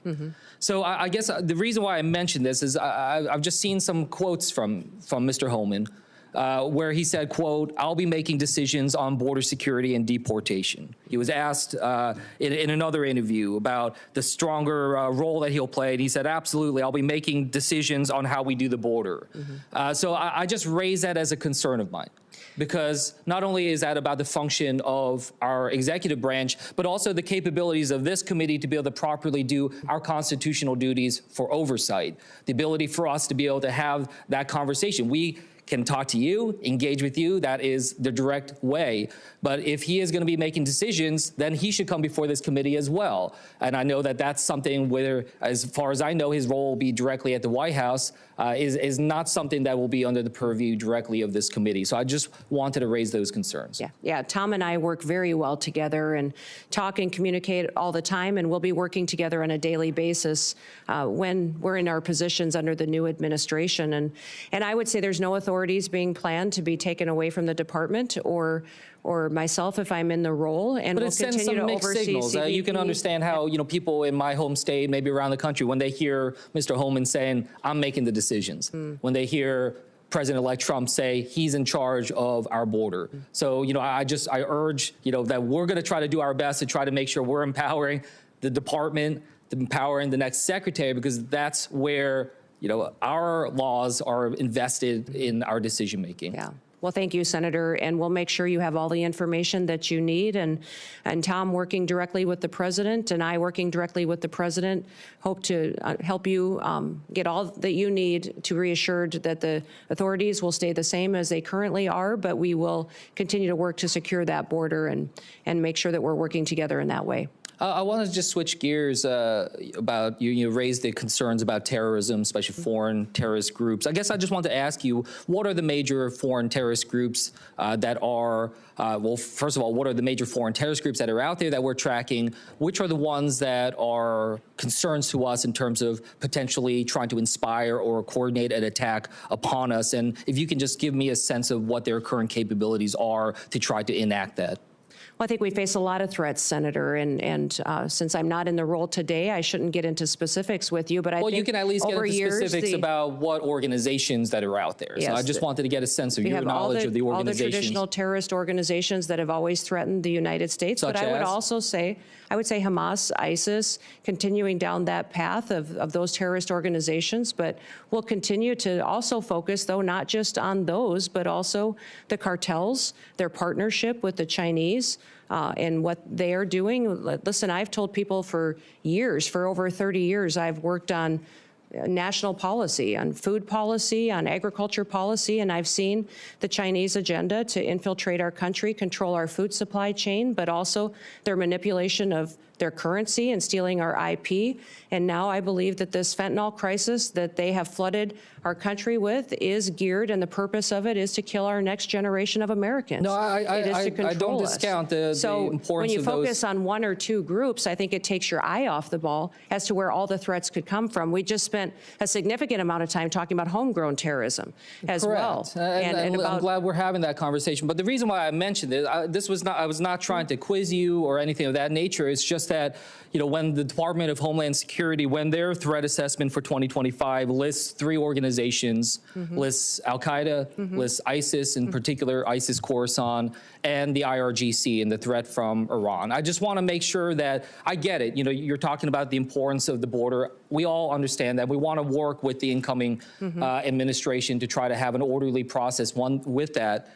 But I just want to make sure that in particular DHS, the primary mission, if we look at the founding legislation, the primary mission, the very first mission is prevent terrorist attacks within the United States and do everything we can to minimize that type of threat. So yes, I do think it's important for us to focus in on 1, 2, or 3, or just wherever these terrorist groups are at. Yes, I know that part of that effort to try to minimize terrorist attacks is through the work that we try to do to secure our borders, all of them, air, sea, and land. But the primary mission still is about preventing terrorism, not just the border security. That's a tool to be able to accomplish that. So I just raise that with you. I want to make sure that the next Homeland Security Secretary has a very detailed knowledge and understanding about the terrorist groups, their capabilities, and is tracking that on an absolute daily basis, and that they understand that is their top mission. And with that, I'll yield back to the chairman. Senator Johnson. Governor Noem, welcome, and thank you for your willingness to serve. You'll be taking over a massive federal government agency, 240,000 employees. It's probably too massive. I think had I been there back then, I don't think I would have assembled these 22 different agencies in this massive department, but that's what we've got. It's a department that the previous administration, I think, has completely misused. Instead of using Customs and Border Protection to do that, to protect our border and secure it, they've utilized those resources to incentivize a massive influx of illegal immigration. Instead of using the Cybersecurity Infrastructure Security Agency to do that, they instead engaged in mission creep and utilized it to censor Americans with the Misinformation Board. I am concerned about disaster relief, just federal disaster relief in general, creating greater and greater and increasing levels of moral hazard, resulting in higher costs of these disasters. So let's cover each one of those kind of in order. How do you gain control over a massive agency whose resources and personnel have been misused? I mean, how do you root out those individuals who, instead of securing our border, opened it up and facilitated this? Mm-hmm. Well, Senator, this has been a big topic of conversation in most of the meetings that I've had with the members of this committee was how do we fix this agency, which the reputation is that it's broken and dysfunctional. I think that was the question I get asked the most is why would you want to head up such a dysfunctional department? And I would say that because the mission of the department is to secure the homeland and our people, it's our biggest vulnerability right now. And we have a president that's not enforcing the law. And I don't believe the law should be unequally applied. Everyone wants to be subject to our laws, and a nation without laws and without borders is not a nation at all. So I will work by ensuring one of the things that Senator Ernst talked about, people have to show up for work. I think there's going to be a majority of people who don't have their primary mission to secure the homeland, that if they don't want to show up for work, then maybe they're just not truly passionate about protecting America. I think they need to do that, and they need to recognize what their job is. The morale in DHS is very low. I'm going to let people do their jobs. I'm going to remind them what their jobs are. Some of these Border Patrol agents haven't been able to do their jobs for a very long time. They've been processing paperwork and facilitating an invasion when they should be back securing our border, which is why they were recruited and wanted to serve there to begin with. We're going to build partnerships with local law enforcement, with ICE and task forces. So we're communicating again with local sheriffs and mayors and law enforcement to partner together. When you talk about the fact that this is such a broken and agency that needs so much improvement, a lot of it goes back to why we're recreated and are we fulfilling that mission and making sure that these individuals are getting back on task. So under my chairmanship and under the Trump administration, we did rename a part of DHS, the Cybersecurity Information Security Agency. I in no way, shape, or form ever contemplated that the sub-agency within DHS that was really focused on securing us against the cyber threats and other threats to our infrastructure would ever be used to violate the Constitution the way it was used to violate the Constitution under the Biden administration. This administration has been completely opaque. We do not have the information to know and the communication in terms of what all happened here. So my question relates to how they misused CISA.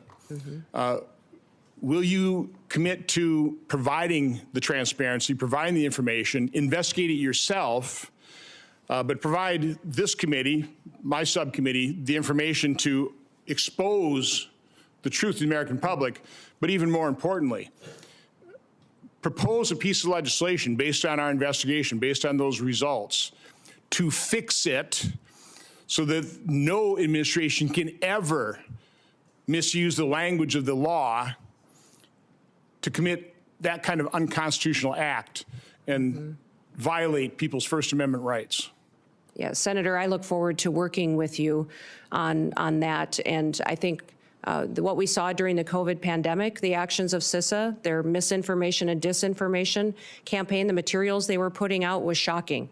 Shocking at what they were doing to decide what was truth, what wasn't, and how they were trying to manipulate the American people. We saw it in elections and Russia influence as well.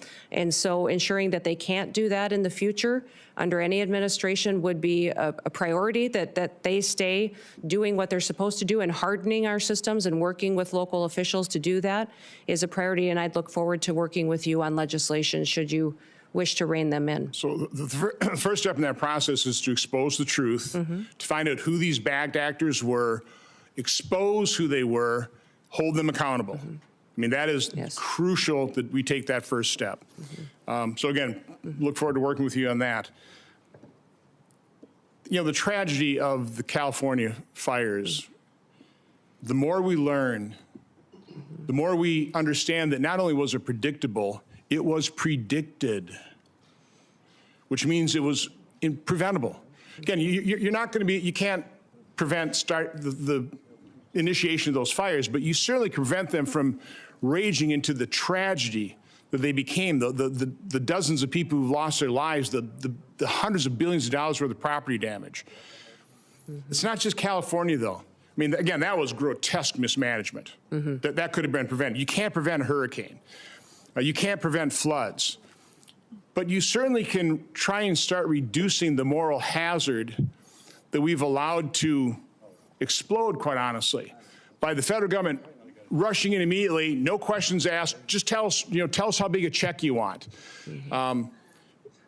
What can you do in your new role to try and start reducing over time the moral hazard that we have created in this country with federal disaster relief? Well, Senator, emergencies and disasters are always locally led. They're led by the local communities and leaders, and that's because they're much more responsive and much better informed on how to bring relief and to get those emergency services there to meet the need. Then it's state-supported and federally resourced, which means that when we come in, that we're supporting what the mission is, what those emergency operations and plans are that the local city and county and then also the state has implemented and do what we can to fulfill the mission of our programs. One of the things that FEMA is not doing today that I think we should be doing is streamlining communications.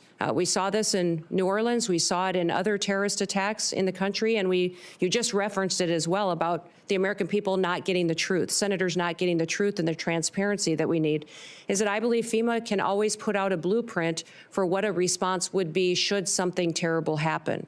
And when we look at the Secret Service, what happened in Butler, we saw that communication was an issue, that the Secret Service wasn't communicating and balls were getting dropped with local authorities, local law enforcement, and we can put forward a blueprint for how communication can happen and be streamlined between the federal government, the state, and the local entities so that should something happen, this is how we talk to each other to make sure that the public has the facts, they're not getting misinformation, which happened with the New Orleans terror attack just recently, but also up in Pennsylvania as well. That blueprint is what we do at the state level that FEMA has failed to do to proactively educate the public on what everybody's roles are, what we do should something happen, whether it be a natural disaster or a terrorist attack or an emergency response is needed, that we can put out those blueprints ahead of time, educate people, train those local entities, which they currently do to a certain extent today, but not good enough to really know that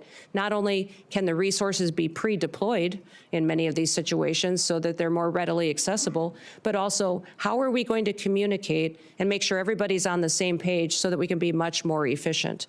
I wish that we would have had different leadership and a different governor in California, or we might have a different result there. But in the Department of Homeland Security, we can do all that we can to make sure that the people that live in California know that they're going to get a response from the federal government that's appropriate, and we did all that we could to make sure that they had the information ahead of time so they could protect themselves when they do have a failure in leadership like we've seen. Well, thank you and good luck. You bet. Since Senator Johnson brought up California fires, I have to interject here. We talked about burn policies. You know, these are local policies, how we try to not have so much brush and things like that. They're also next to the largest body of water in the world, the Pacific Ocean. So I see these homes all burning on the beach in Malibu, and I'm like, wow, if they just had a generator and a hose, you start sucking the water out of the Pacific Ocean. But you could do more than that. You could pump it and put it in cisterns up in the hills a mile or two in. You know, it doesn't rain very much there, but why don't they take the ocean water, put it in cisterns, and have a bunch of water ready when a wildfire shows up? But it's like, once again, bad local government. Senator Gallego. Thank you, Chairman. Thank you, Governor, for your attendance, and I appreciate us meeting last week and our frank conversation. So in partly following up to our conversation, in recent years, I've been in very close contact with our Arizona border communities, which are unlike other border communities, and about the funding needs to address migrant influxes through the Shelter and Services Program, or SSP. Without this funding, border communities must bear all the financial burden for national immigration challenges and the broken border in general. So that means police, fire, hospital systems, in general, anything of that. And at the same time, they will also face the potential challenges of street releases. And again, these are very small towns on the border, so having thousands of people being released becomes both burdensome, security issues, and just not fair to them. And we get lumped in with places like New York and Chicago about how they do their shelter programs. Our shelter programs are not the same as New York and Chicago. We do not permanently put people in apartments or anything of that nature. We are trying to move people away from the border so that way they don't become a burden on these very, very small communities. So I'm very highly concerned, as I told you in our meeting, when the SSP program becomes politicized and to the point where we get lumped in with those programs I don't think are effective and are actually counterproductive, and it ends up depriving our small Arizona borders of these very, very vital funds that they need. So as DHS Secretary, how would you ensure that border communities are not left to respond to and pay for these immigration influxes, the broken border system on their own? And when you commit to helping really not politicize or just join the SSP program to the point where places that are doing things correctly, like Yuma, Arizona, like Pima County, like Cochise County, aren't lumped in with the people that are doing things incorrectly, like New York State and Chicago?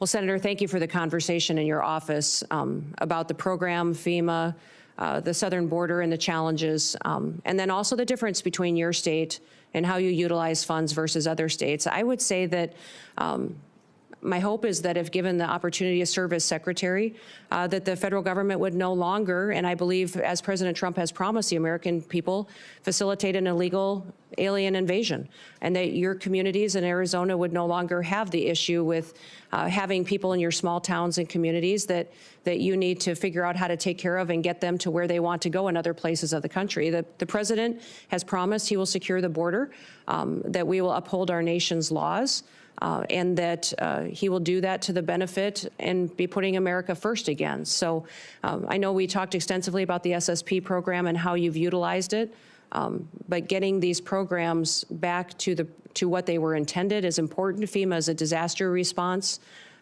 agency, and some of the facilities that have been utilizing these types of funds and dollars need to be reevaluated and to make sure that it's truly doing the service that is upholding our nation's laws. And certainly I understand reevaluating, especially how some of these states have been using it. And in an ideal world, we don't have to have a program like that because we don't have this mass of humanity that's coming towards our borders. But even under the first Trump administration, we actually still needed it also. So this is why my concern is to not get rid of this program because, again, these small communities, I'm talking communities of maybe 10,000 people, maybe only 6 or 7 cops are going to end up really bearing the brunt.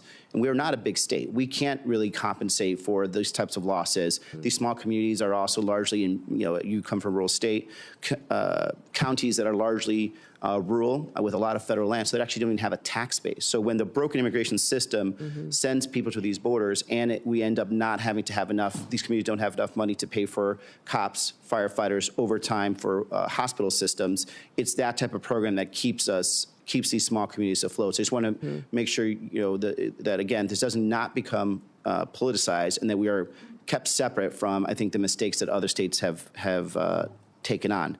Moving on, in Arizona, we have large parts of the border that run through tribal lands. We have 22 federally recognized tribes. We have great relationships with these tribes. They want to be collaborative partners when it comes to border security. And then we have some great programs that have worked in the past. For example, the Shadow Wolves program with the Tohono O'odham Nation. It's a really good example, collaborative program of tribal law enforcement that worked with DHS to make sure they stop human smuggling and cartels going through the borders. But as DHS Secretary, what is your plan to consult with our border tribes and work together to balance both national security but also their sovereignty? Yeah. Well, Senator, I believe that my experience as governor and my relationship with working with our tribes is going to be an incredible, powerful tool for me to bring to bear at the Department of Homeland Security to work on how we secure our southern border, but still respect their sovereignty and still be able to work with them. This year, when looking at public safety issues that we had in South Dakota and their lack of ability to hire tribal officers on our reservations in South Dakota, I offered to train federal law enforcement officers, BIA officers, but also their tribal police in South Dakota at no cost to our tribes. And it's been an incredible, powerful tool that we've had to build relationships. Those tribal police had the chance to go through academy with the local maybe deputies from the counties and the state highway patrol troopers that were coming on board, and those relationships have built partnerships in our state that we didn't have before. The Shadow Wolf training opportunity is incredible that was down in Arizona that you spoke of too. And in looking into that program, I'd like to continue to build on that and perpetuate in the future so that our tribes have an opportunity to have a secure border, but also have it reflect their values and their culture and have their own people be a part of the solution. And then even when it comes to the infrastructure of the wall, that we're respecting that in their landscapes and their land as well. So I look forward to working with you as we move into this next administration to be able to protect our country and then work and respect our tribes as we do so. Thank you. And the President Trump and some of his other potential staff and advisors have been very vocal about implementing a mass deportation strategy. You know, talking to my agricultural community, my dairy community, they have concerns that this approach will lead to workforce shortages that will further drive up the costs of everything, and something that we have really been working hard to across, I think, a bipartisan manner to bring down the costs of everything. And unfortunately, this would reignite inflation. What is your plan to ensure safe and legal immigration processes for agricultural workers while protecting local agricultural operations, including those both in of our home states? Mm-hmm. Well, Senator, the President and President Trump has been very clear that his priority is going to be deporting criminals, those who have broken our laws and perpetuated violence in our communities. That'll be the priority. And as I spoke earlier with our statistics, having over 425,000 of those with criminal convictions in our country, that will be a focus that we need to tackle right away, and it'll be a big one. Beyond that, his next priority is going to be those with final removal orders, and focus on those individuals who have long overstayed, and that there is a consequence for ignoring our federal laws. Beyond that, we'll continue conversations. As you know, I'm a farmer and a rancher and come from an agricultural state, and we'll work together to make sure that laws are followed. You know, it is the Senate and the House that puts forward the laws. I, as Secretary, uphold the law. So you determine what that is, and debate and discussion. I'll be transparent and share as much information and insight as I have with my background and experience, and continue to work with you. Senator Moreno. First of all, thank you, Governor, for being here, for testifying before this committee, and for your service, not just to your state, but to America. 9 years ago today, we met in probably the coldest day I've ever been in my life in Iowa, as you and I were making phone calls and whipping up votes for Republicans in Iowa. My wife, Bridget, who's here, got a chance to meet you. And we left Iowa saying, that person's really going to go far. And here we are 9 years later. You've been an amazing governor, amazing congresswoman, and now you're going to make an even better Secretary of the Department of Homeland Security. So I think sometimes in D.C. we tend to complicate things. There is a current Secretary of Homeland Security.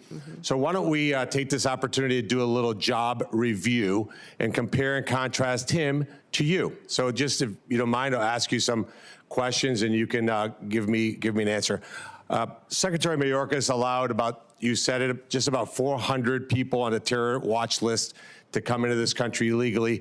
If you were confirmed as Secretary of Homeland Security, how many people on the terror watch list would you allow into this country? Well, Senator, we would work every single day until we had that number was zero. And if you look at the previous Trump administration over his entire 4 years, in comparison to Joe Biden's number, President Trump, it was 11 that were then removed from the country and face consequences. When you look at the 382 that Joe Biden has let in, and the policies continue, is shocking and needs to be changed immediately. Mayorkas let in about 12,000 murderers. How many would you target to let into this country? My goal every day would be to have no murderers allowed into this country and our communities. Mayorkas allowed 16,000 rapists. How many would you target to let in? Every day I'd work to make sure that there was none let into this country. He let 600,000, Mayorkas, 600,000 people with criminal convictions. How many would you allow in? We would work every day to make sure people are safe and that those with criminal convictions are immediately removed. how many private jets would you have the United States taxpayers have fly into foreign countries to pick up people to bring them here? Yeah, Senator, we will no longer be undertaking that mission at the Department of Homeland Security. So not 700,000 individuals on private jets over the last 4 years. You would not have any. No. I'll be working with President Trump to put in place his agenda in adherence to our federal laws. And how many illegals will you plan to house in luxury hotel rooms in Manhattan at a cost of $6,000 per month? Sir, clearly, Senator, during this election, the American people said they did not support that and that that would not be a part of this new administration. How about sex change operations for illegals? How many of those would you suspect you would fund? Senator, I believe that the Department of Homeland Security will be reevaluating its mission in this country to not allow that going forward under President Trump's goals. And if you had an illegal migrant that was in this country and they committed a crime, would you offer them airfare from one state to another to evade law enforcement? Sir, I will be following this nation's laws and the Constitution and make sure that all laws are adhered to. And if you had been the head of the Department of Homeland Security a year or so ago, would you have closed a detention center in Georgia that would have allowed the release of somebody charged with a crime? Sir, I don't have the specifics to that situation, but certainly that would not be something that I would want to have under my watch. So just to be clear, Lakem Riley would be alive today if you had been the Secretary of Homeland Security. Senator, my hope is that that would be true, yes. Let's switch to another part of the disgraceful immigration laws that Biden and Mayorkas, who objectively, by the way, objectively has been the worst cabinet member ever in the history of the United States of America. Let's talk about temporary protective status. Temporary being the operative word. Mayorkas and Biden just extended temporary protective status again through 2027.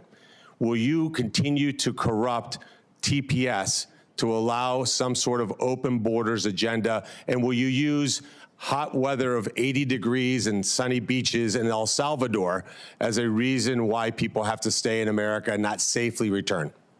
Yeah, Senator, this program has been abused and manipulated by the Biden administration, and that will no longer be allowed to allow that and these extensions going forward the way that they are. The program was intended to be temporary, and this extension of over 600,000 Venezuelans as well is alarming when you look at what we've seen in different states, including Colorado, with gangs doing damage and harming the individuals and the people that live there.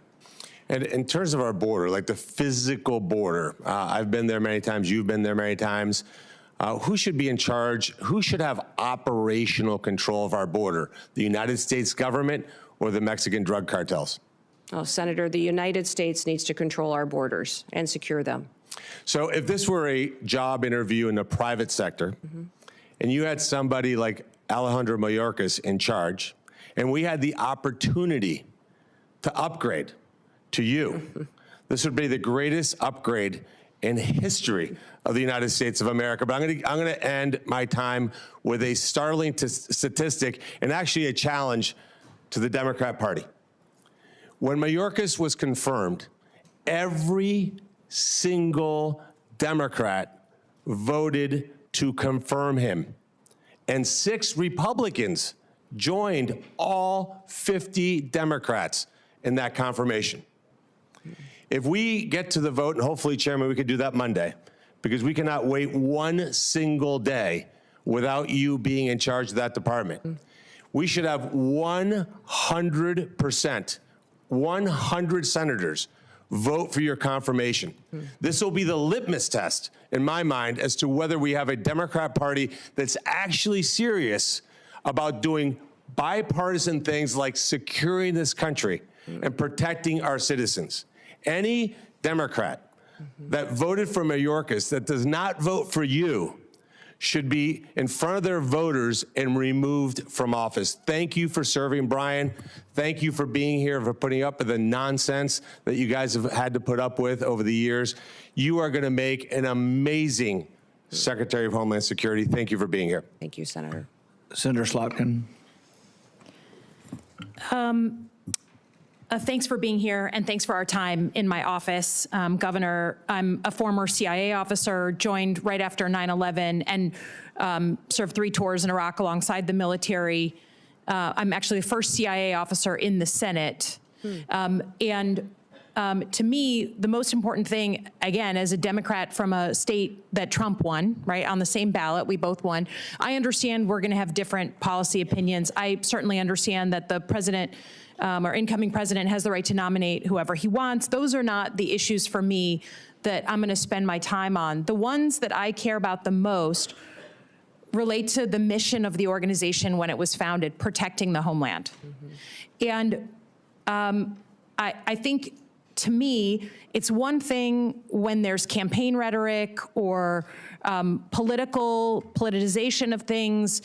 Everyone does that on both sides of the aisle in this committee and in our line of work.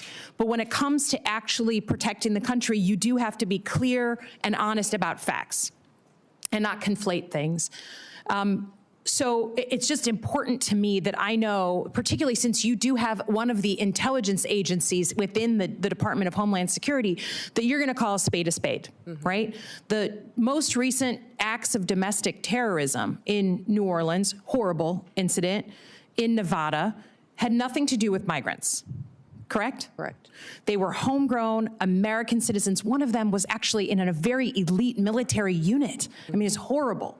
It's one of the hardest things to catch, the sort of lone wolf, radicalized American citizen.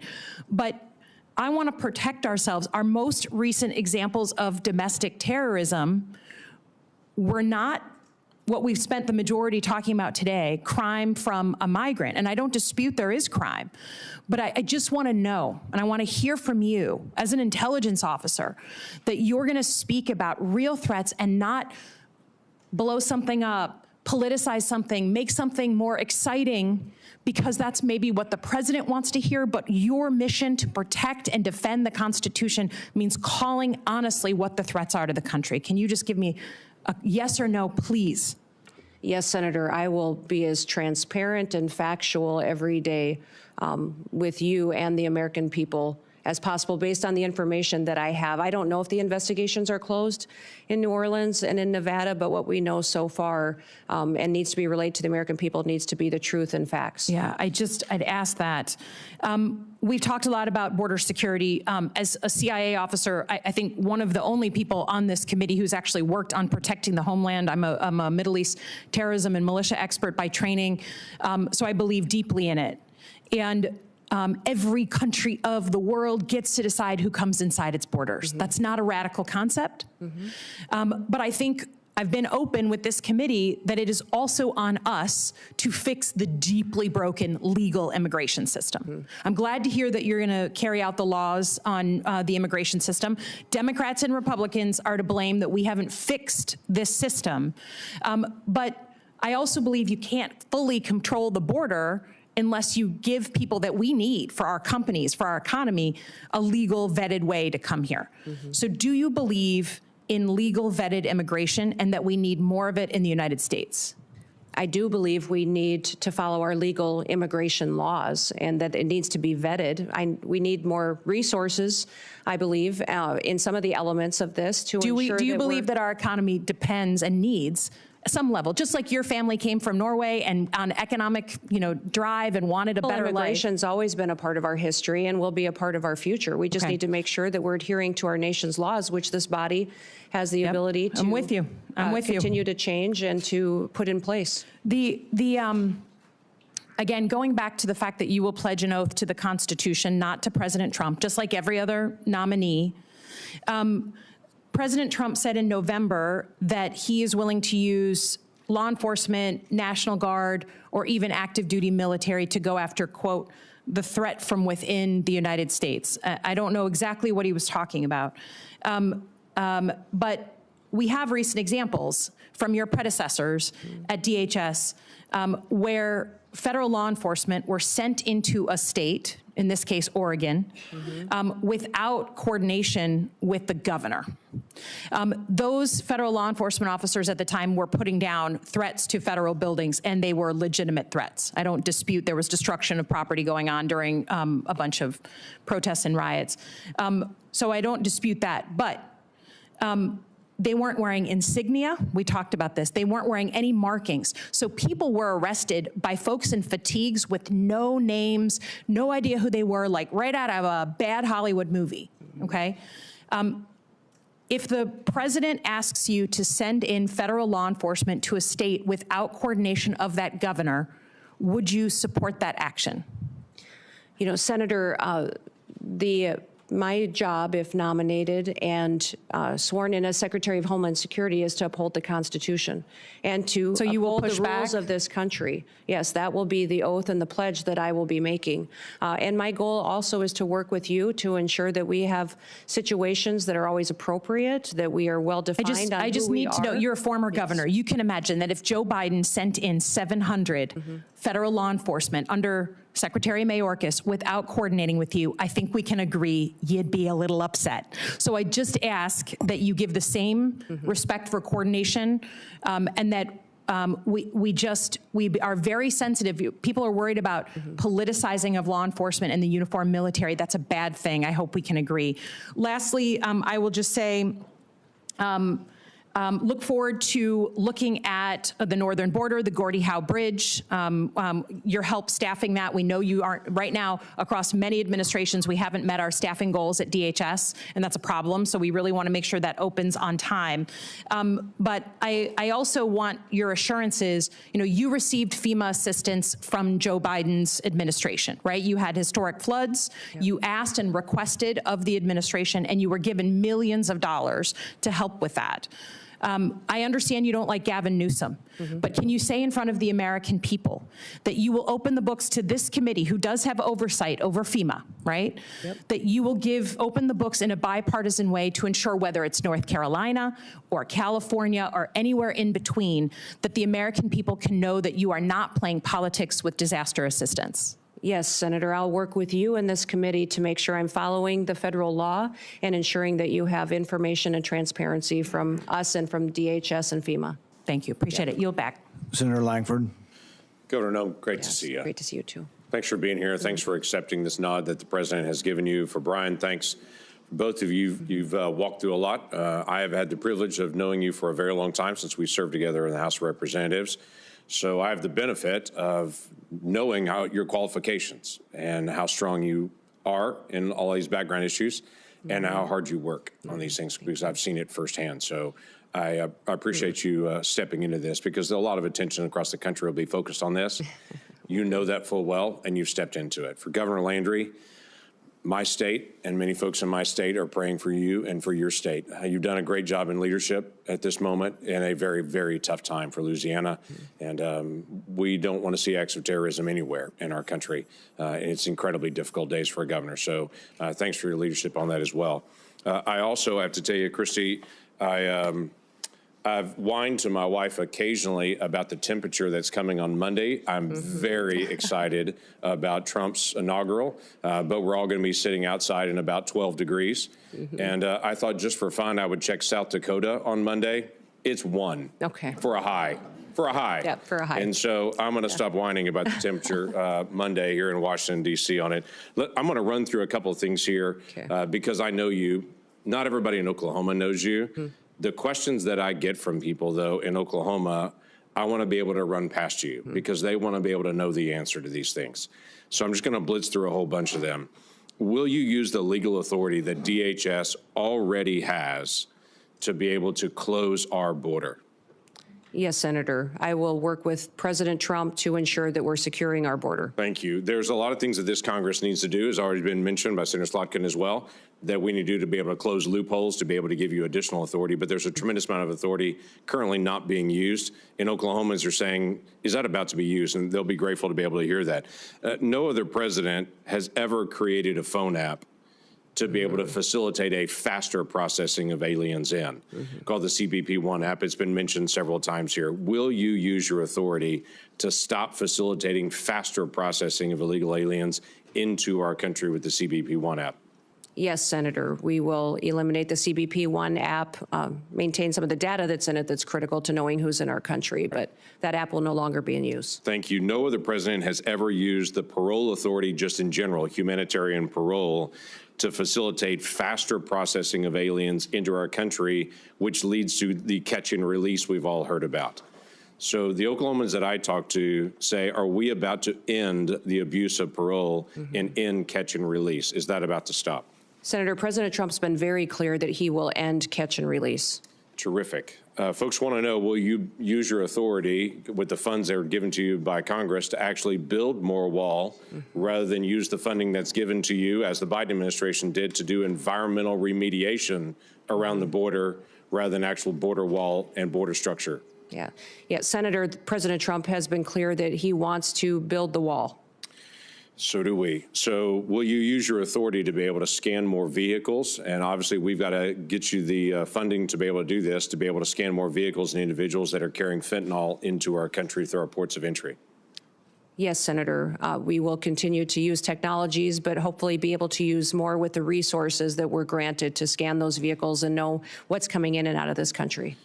Last year, FEMA employees during disaster relief were instructed by one of their supervisors that if they see a Trump sign or a Trump flag flying, to skip that house, to not stop by there and tell them what their federal government can do for them.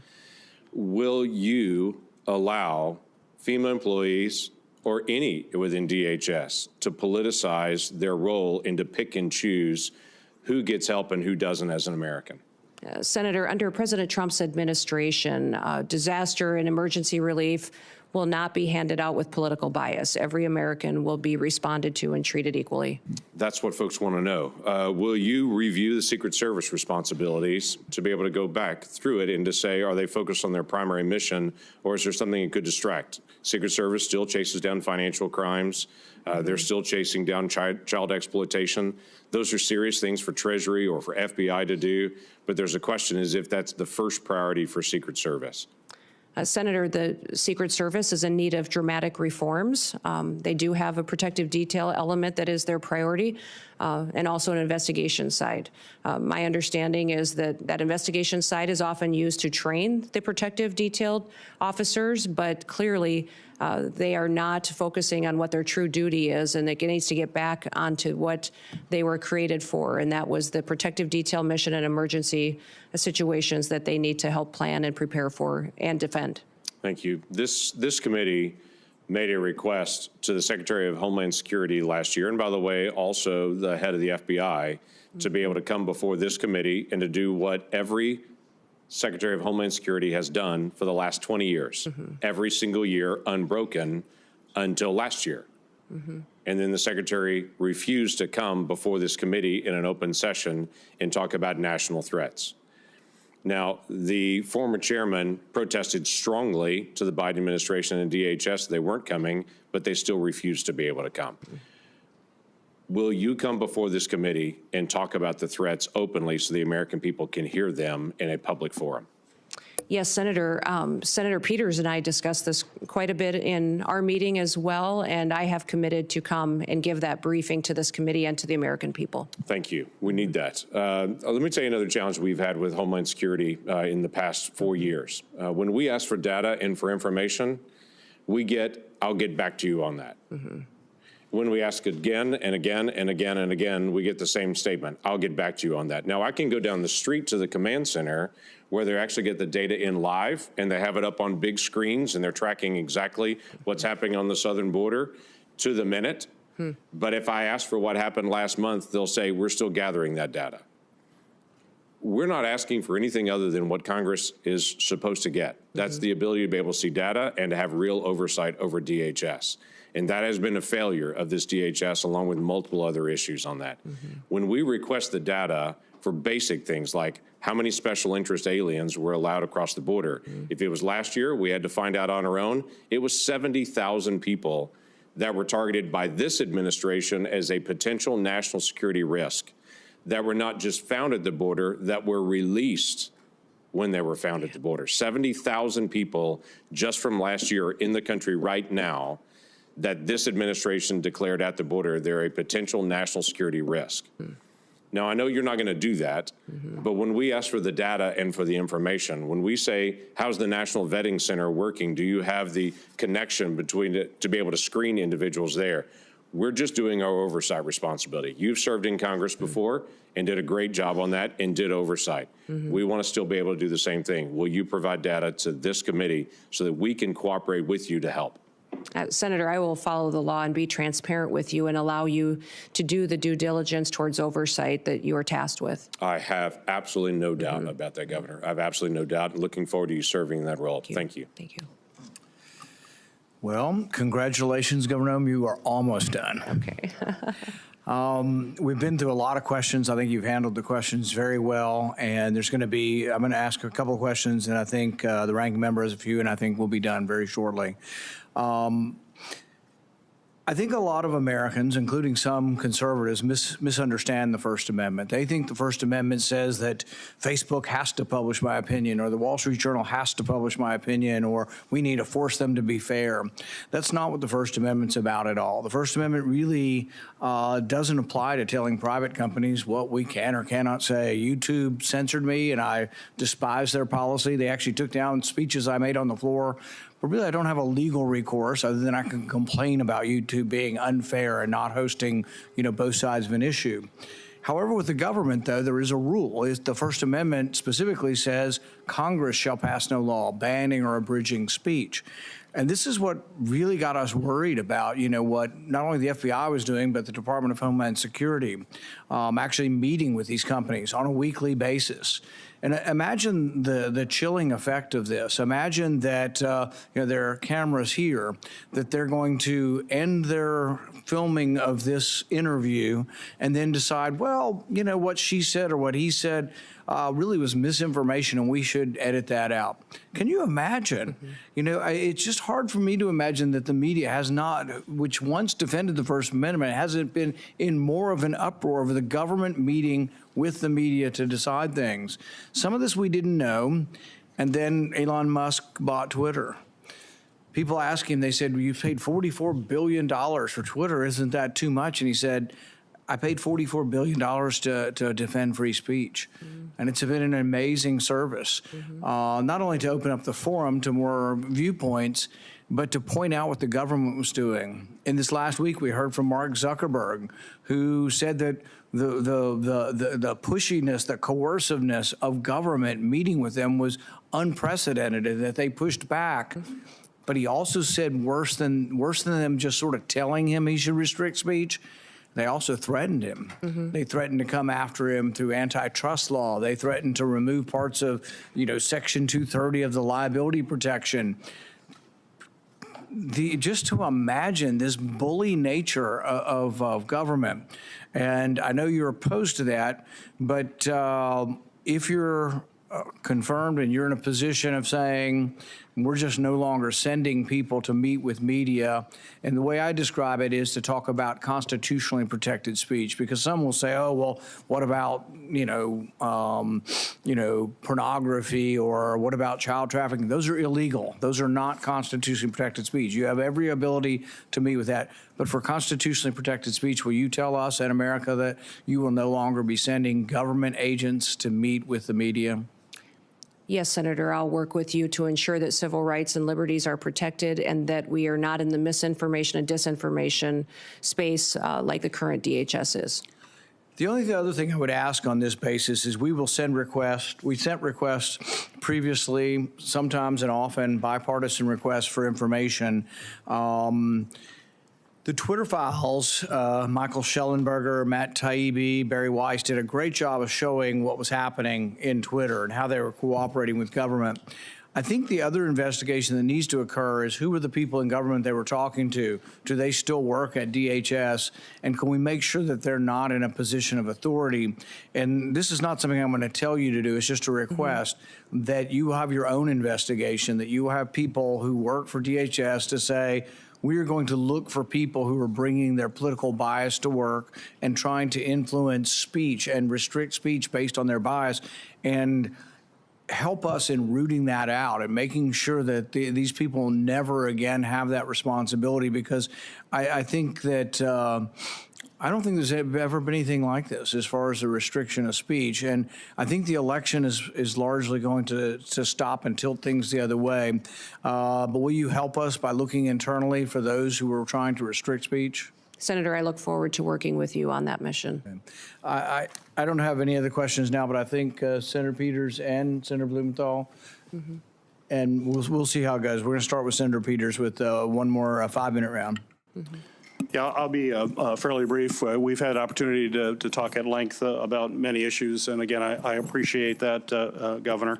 I just want to stress going forward, and we've heard a lot of comments here. I think there's been a fair amount of political theater, not as much as I know exists in other committees, and I've always strived, and I know Ranking Member, or now Chairman Paul, share the notion that we want to be a fact-based committee and try to find tangible solutions to the tough problems that we face, and data is important.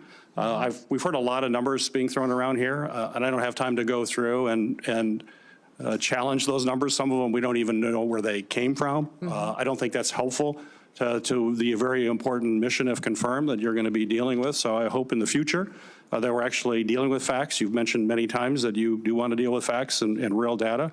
And again, we heard a lot here that's not real data, and we should not operate that way. And if confirmed, when we move forward, I'm going to look forward to working with you based on the facts and understand where the real threats are, how we need to appropriate resources to make sure we're meeting those threats. And let's take this hyper-partisanship out of such an important issue of Homeland Security. We have way too much partisanship in this country, and it's resulted in a polarization of people here. We've got to come together as this country. We've got to lock arms and understand that we're all proud Americans. We all want to do what's best for the American people and solve the issues that are before us. So in that spirit, and certainly you've communicated that spirit to me, but in that spirit, I hope, if confirmed, that is exactly what you will be bringing to this office. And let's move away from this toxic political environment that we have in the country and celebrate what's great about our country and the spirit of bringing the American people together. So I have one question before we turn it over to other members. As a member of this committee, as well as the Armed Services Committee, I've focused a great deal on the safe integration of drones in our airspace.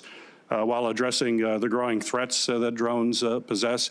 We certainly see what drones are doing in changing the face of warfare, whether it's in Ukraine and other battlefields around the world. We are very concerned about the weaponization of those drones and what it could mean to the security here in the United States. I've proposed comprehensive legislation to extend authorities beyond just the FBI and DOJ and Homeland Security to local law enforcement. You mentioned in your comments about security for the Super Bowl, which is incredibly important. But we have to remember that that threat exists for all games. In fact, one of the biggest supporters of my legislation is the NFL. In fact, we just had a recent playoff game that was delayed because of drones that flew into that playoff game.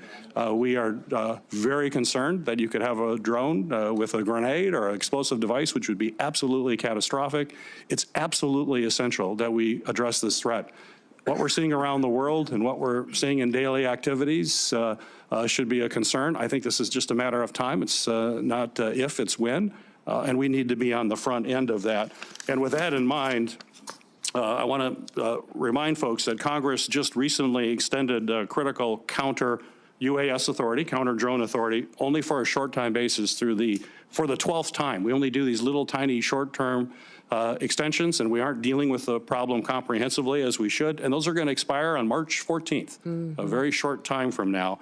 And so my question for you, Governor, is if confirmed as DH Secretary, will you commit to working with me and my colleagues to pass durable, long-term authorities that will protect this country from what is a real threat and it's just a matter of time? And I don't want to have a horrible incident occur and people wonder why we didn't take action beforehand. So please address that. Senator, I look forward to working with you in this committee to address the threats we may face and the usage of drones in this country and in relation to our national security interests and our Homeland Security interests. So thank you for bringing up the conversation today, because it is one of the areas within DHS that we have a responsibility to address in cooperation with Congress. And my first comments, I'm bringing people together. Please comment on that. Oh, well, thank you, I didn't sir. ask that question, Yes, but no. it's in my 24 seconds left. I'm looking forward to working with everyone, Republicans and Democrats, and everyone else in between that in this country that is focused on keeping America safe and secure for our future. I would just point, Senator, to my background and my history. When I came to Congress, I worked with Republicans and Democrats on both sides of the aisle on many pieces of legislation and was very happy to do so and focus on priorities on where we could agreement, knowing we may disagree on some issues, but there was areas where we could keep the federal government accountable and do due diligence by the people that pay their taxes and get up and go to work every single day. As governor as well, I was governor for every single person in the state of South Dakota, and they were my #1 priority, and everyone knew there that it didn't matter if you were Republican or Democrat, that my focus was on them and keeping our state thriving and free. So I look forward to continuing the work that I always have to be coming up with solutions and in a bipartisan manner. And hopefully my visits to your office and conversations reflected that and my intention on how I would conduct the role as the Department of Homeland Security Secretary. Got a brief follow-up to that. Sure. So it's data Yes. and facts that we can all agree on that drive our policy and not political theater. Would you agree? Well, certainly, sir, we need to be addressing facts and information rather than political theater. We also need to speak truth to facts. So I think it's important that we're willing to confront our challenges head on and have those conversations. And you'll see me back at your office door very soon to continue our work together. Very good. Thank you. And I want to second basically what Senator Peters has said. Like on records requests, I've told him, and I plan on it, it's going to be administration of my party. But if he wants records and they're legitimate records, we're going to sign requests together, and we'd like to get the records. It also helps, though, and I think Senator Langford mentioned this, is you ask a question, not you, but to the administration or any administration, and they're like, oh, yeah, we'll get back to you on it. Many times I've even asked in advance, and I would suggest that we ask in advance together. We ask in advance. If you're coming in a month, we say we want this data, be prepared to talk about it. And if you are, you'll have many more friends on both sides because what usually happens, and that's why I don't like springing the question. If it's a technical question that needs data, we're going to tell you in advance, at least I will, and we want you to come prepared with that. And that goes a long way because really what happens is we get stiff-armed. They say, we'll get back to you, and then we have no way to force you really, other than we could cut the money off, and nobody ever does that. But you'll have 200,000 people working for you. By goodness, send your experts out, scour the records. And it is true. I mean, facts are difficult, and sometimes there's different spins on the same set of facts, but I think that will help.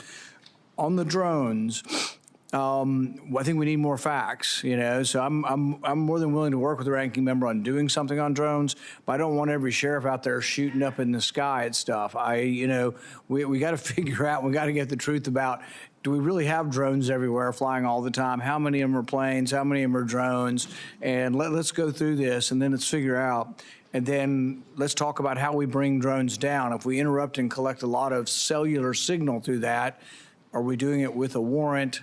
What are we going to do with all the Americans' data that we've collected to take down drones? If we have to take a whole cell tower's worth of data, there's a lot of innocent people's data is going to be collected in that. Is that being gotten rid of? So I think there are ways we can get to the right place. Everybody, obviously, nobody wants drones coming down. And the only other thing that I'd add on drones before I turn it over to Senator Langford is, look, I'm all for the NFL being protected, the Super Bowl being protected. They need to pay. They are a very rich organization. They want drones flying over in New Orleans. I'm all for it. The NFL ought to pay the government if the government's doing it, or we ought to have private contractors doing it, but they shouldn't just get it for free. Senator Langford. Thank you. Thanks again. As Senator Paul will remember on this, there used to be a public-facing website that all Americans could actually get the data, what's happening on the border, what's actually moving, and then when the numbers got bad, that seemed to disappear. And then we couldn't even get the data anymore. So I look forward to actually finding ways to be able to have everybody has the ability to be able to see some of this data as well on it. There's a reason that the DHS secretary is the very first week of nominations. This is a really important role, and it is a nonpartisan role. It is a national security role. And we're grateful that you stepped into this, but it is important that we actually get you on the task to be able to make sure that's out there. You mentioned earlier in your testimony that we do have a morale problem at DHS right now. And I think a lot of that is because people that signed up to be federal law enforcement to be able to protect the United States of America have felt like they've been sidelined and they've not been able to do their job that they really signed up for. And what I'm hearing from you is you're going to allow them to do their job again. What has been historically true for a long time, that federal law enforcement is there to actually help protect the country and the citizens in those communities, that you're going to allow them to do that, and that's helpful. So I have two quick things that I want to be able to mention on this. One is right now, just in the structure of this, and we can talk about this at a different time, but CBP facilities that are along the border are really run by a different entity called GSA. And they're not allowed to be able to do updates on their facilities or to design their facilities. Somebody who lives 3,000 miles away and who doesn't actually do Border Patrol work, they actually design and oversee their facilities. That's a problem that we've got to be able to fix. So we've worked to be able to give more flexibility to CBP, that when they have difficulty and challenges there, they have the ability to be able to make those changes. But I'm not going to ask you to make a commitment to this because this is just one of those detail areas. But will you commit in the future to working with us, that this committee and you can work together to be able to figure out how the folks that are on the field can actually make decisions about the facilities they work in? Yeah, Senator, I commit to working with you on that issue. It's terrific. And then I had a constituent in Oklahoma that is a hunter, like you are, like I am. Yeah. He had a bag that he had some additional rounds that were in his bag that were left over from a hunting trip months before. He packed his bag, went on a vacation trip overseas, went through security with his bag. When he got overseas and then left and came back, they scanned his bag and said, "You have bullets, you have rounds in your bag." And he had, I think, 5 that were in his bag that he didn't even remember were left over in an outside pocket from a hunting trip before. Well, they promptly put him in jail and held him there and detained him there. Now, we worked through all the process to be able to get him back. My question is, that same bag went through TSA security in my state before it went through security overseas. And so one of the questions that I've asked is, why were those rounds picked up there and not here?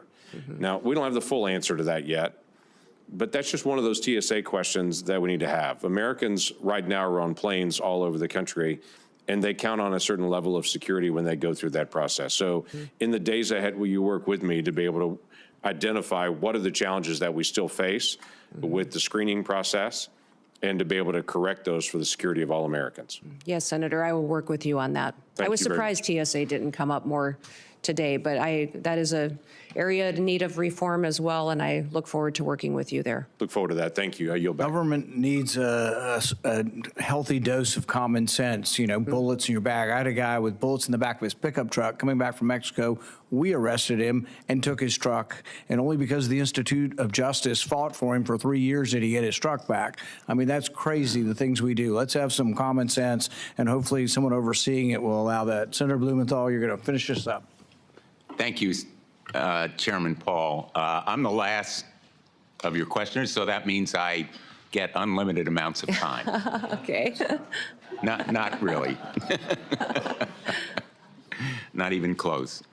I want to sort of continue the emphasis on bipartisanship and most especially on immigration reform. What this nation needs is comprehensive immigration reform.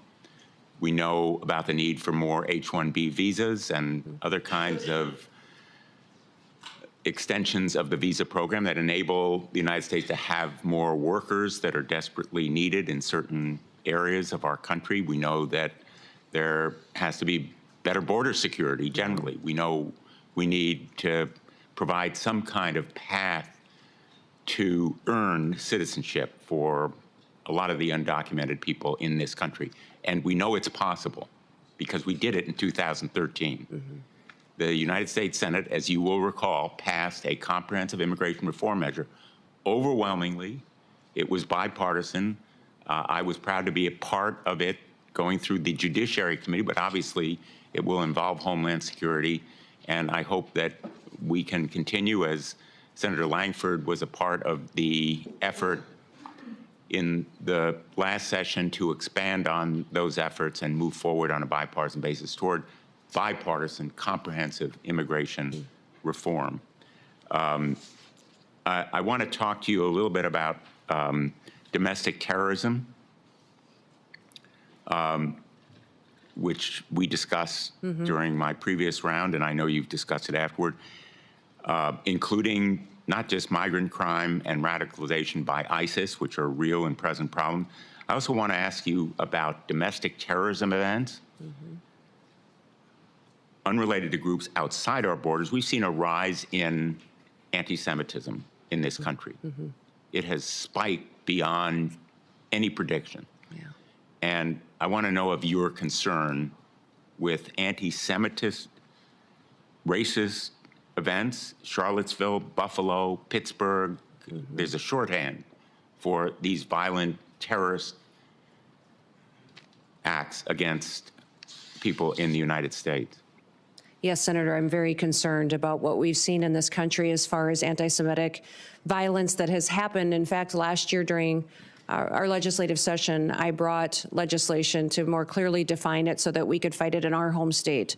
And I'm hopeful I can work with you to continue to do what we can to make sure that we are addressing this rising threat and not facilitating it in this country. And I just want to make sure that when you say we're protecting Americans against terrorism, that we're protecting all Americans, including people in mosques, in churches, in synagogues, people regardless of their worship, their race, their background. We need to protect all Americans from anti-Semitism, racism, Islamophobia. I hope you'll commit to that effort. Yes, correct. Thank you, Senator, and I look forward to working with you to do that. In my closing minute and a half, I just want to call your attention to an effort that I've led to help reunite children with their parents, children who were separated as a result of the so-called family separation policy in the last administration. I have introduced a measure called Keep Families Together, not only to limit separation of families at or near ports of entry, but also the Families Belong Together Act for several Congresses to help bring the children, the kids who were victims of this policy and who still are not back with their parents. I hope that you will support that kind of effort. Senator, the Trump administration never had a family separation policy. They had a zero tolerance policy, which said that our laws would be followed. What I'm alarmed by is the over 300,000 children that went missing during the Biden administration. And when we talk about children and what they're potentially facing as far as victimization in this country and the trafficking that's going on, this administration's lack of desire to find out where those children are or what they may be going through is alarming to me. So I want to stop that. Because my time is expiring, I'm just going to interrupt again with apologies to say, let's put aside. Well, I can't put aside 340,000 children. Labels. Let's put aside what happened in the past. There are still 1,000 children who are separated and waiting to be reunited. I'd like your commitment that you're going to continue the effort to reunite them with their parents. Senator, keeping families together is critically important to me and to this country. I'm concerned about Laken Riley's family, that they no longer have her. I'm concerned about the fact that we have people in this country that don't know where their children are, or people in other countries who sent their children here and they've been lost by this administration. So yes, my focus will be to keep families together. We will uphold our law and we'll make sure that we're doing everything we can to keep our children safe from the trafficking and the drug epidemic that's hit this country. I'm going to end on an optimistic note and say I take that as a yes. Yeah. Thank you, Mr. Chairman. Thank you for your testimony. The nominee has filed responses to biographical and financial questionnaires, answered pre-hearing questions submitted by the committee, and had their financial statements reviewed by the Office of Government Ethics. Without objection, this information will be part of the hearing record, with the exception of the financial data, which are on file and available for public inspection in the committee offices.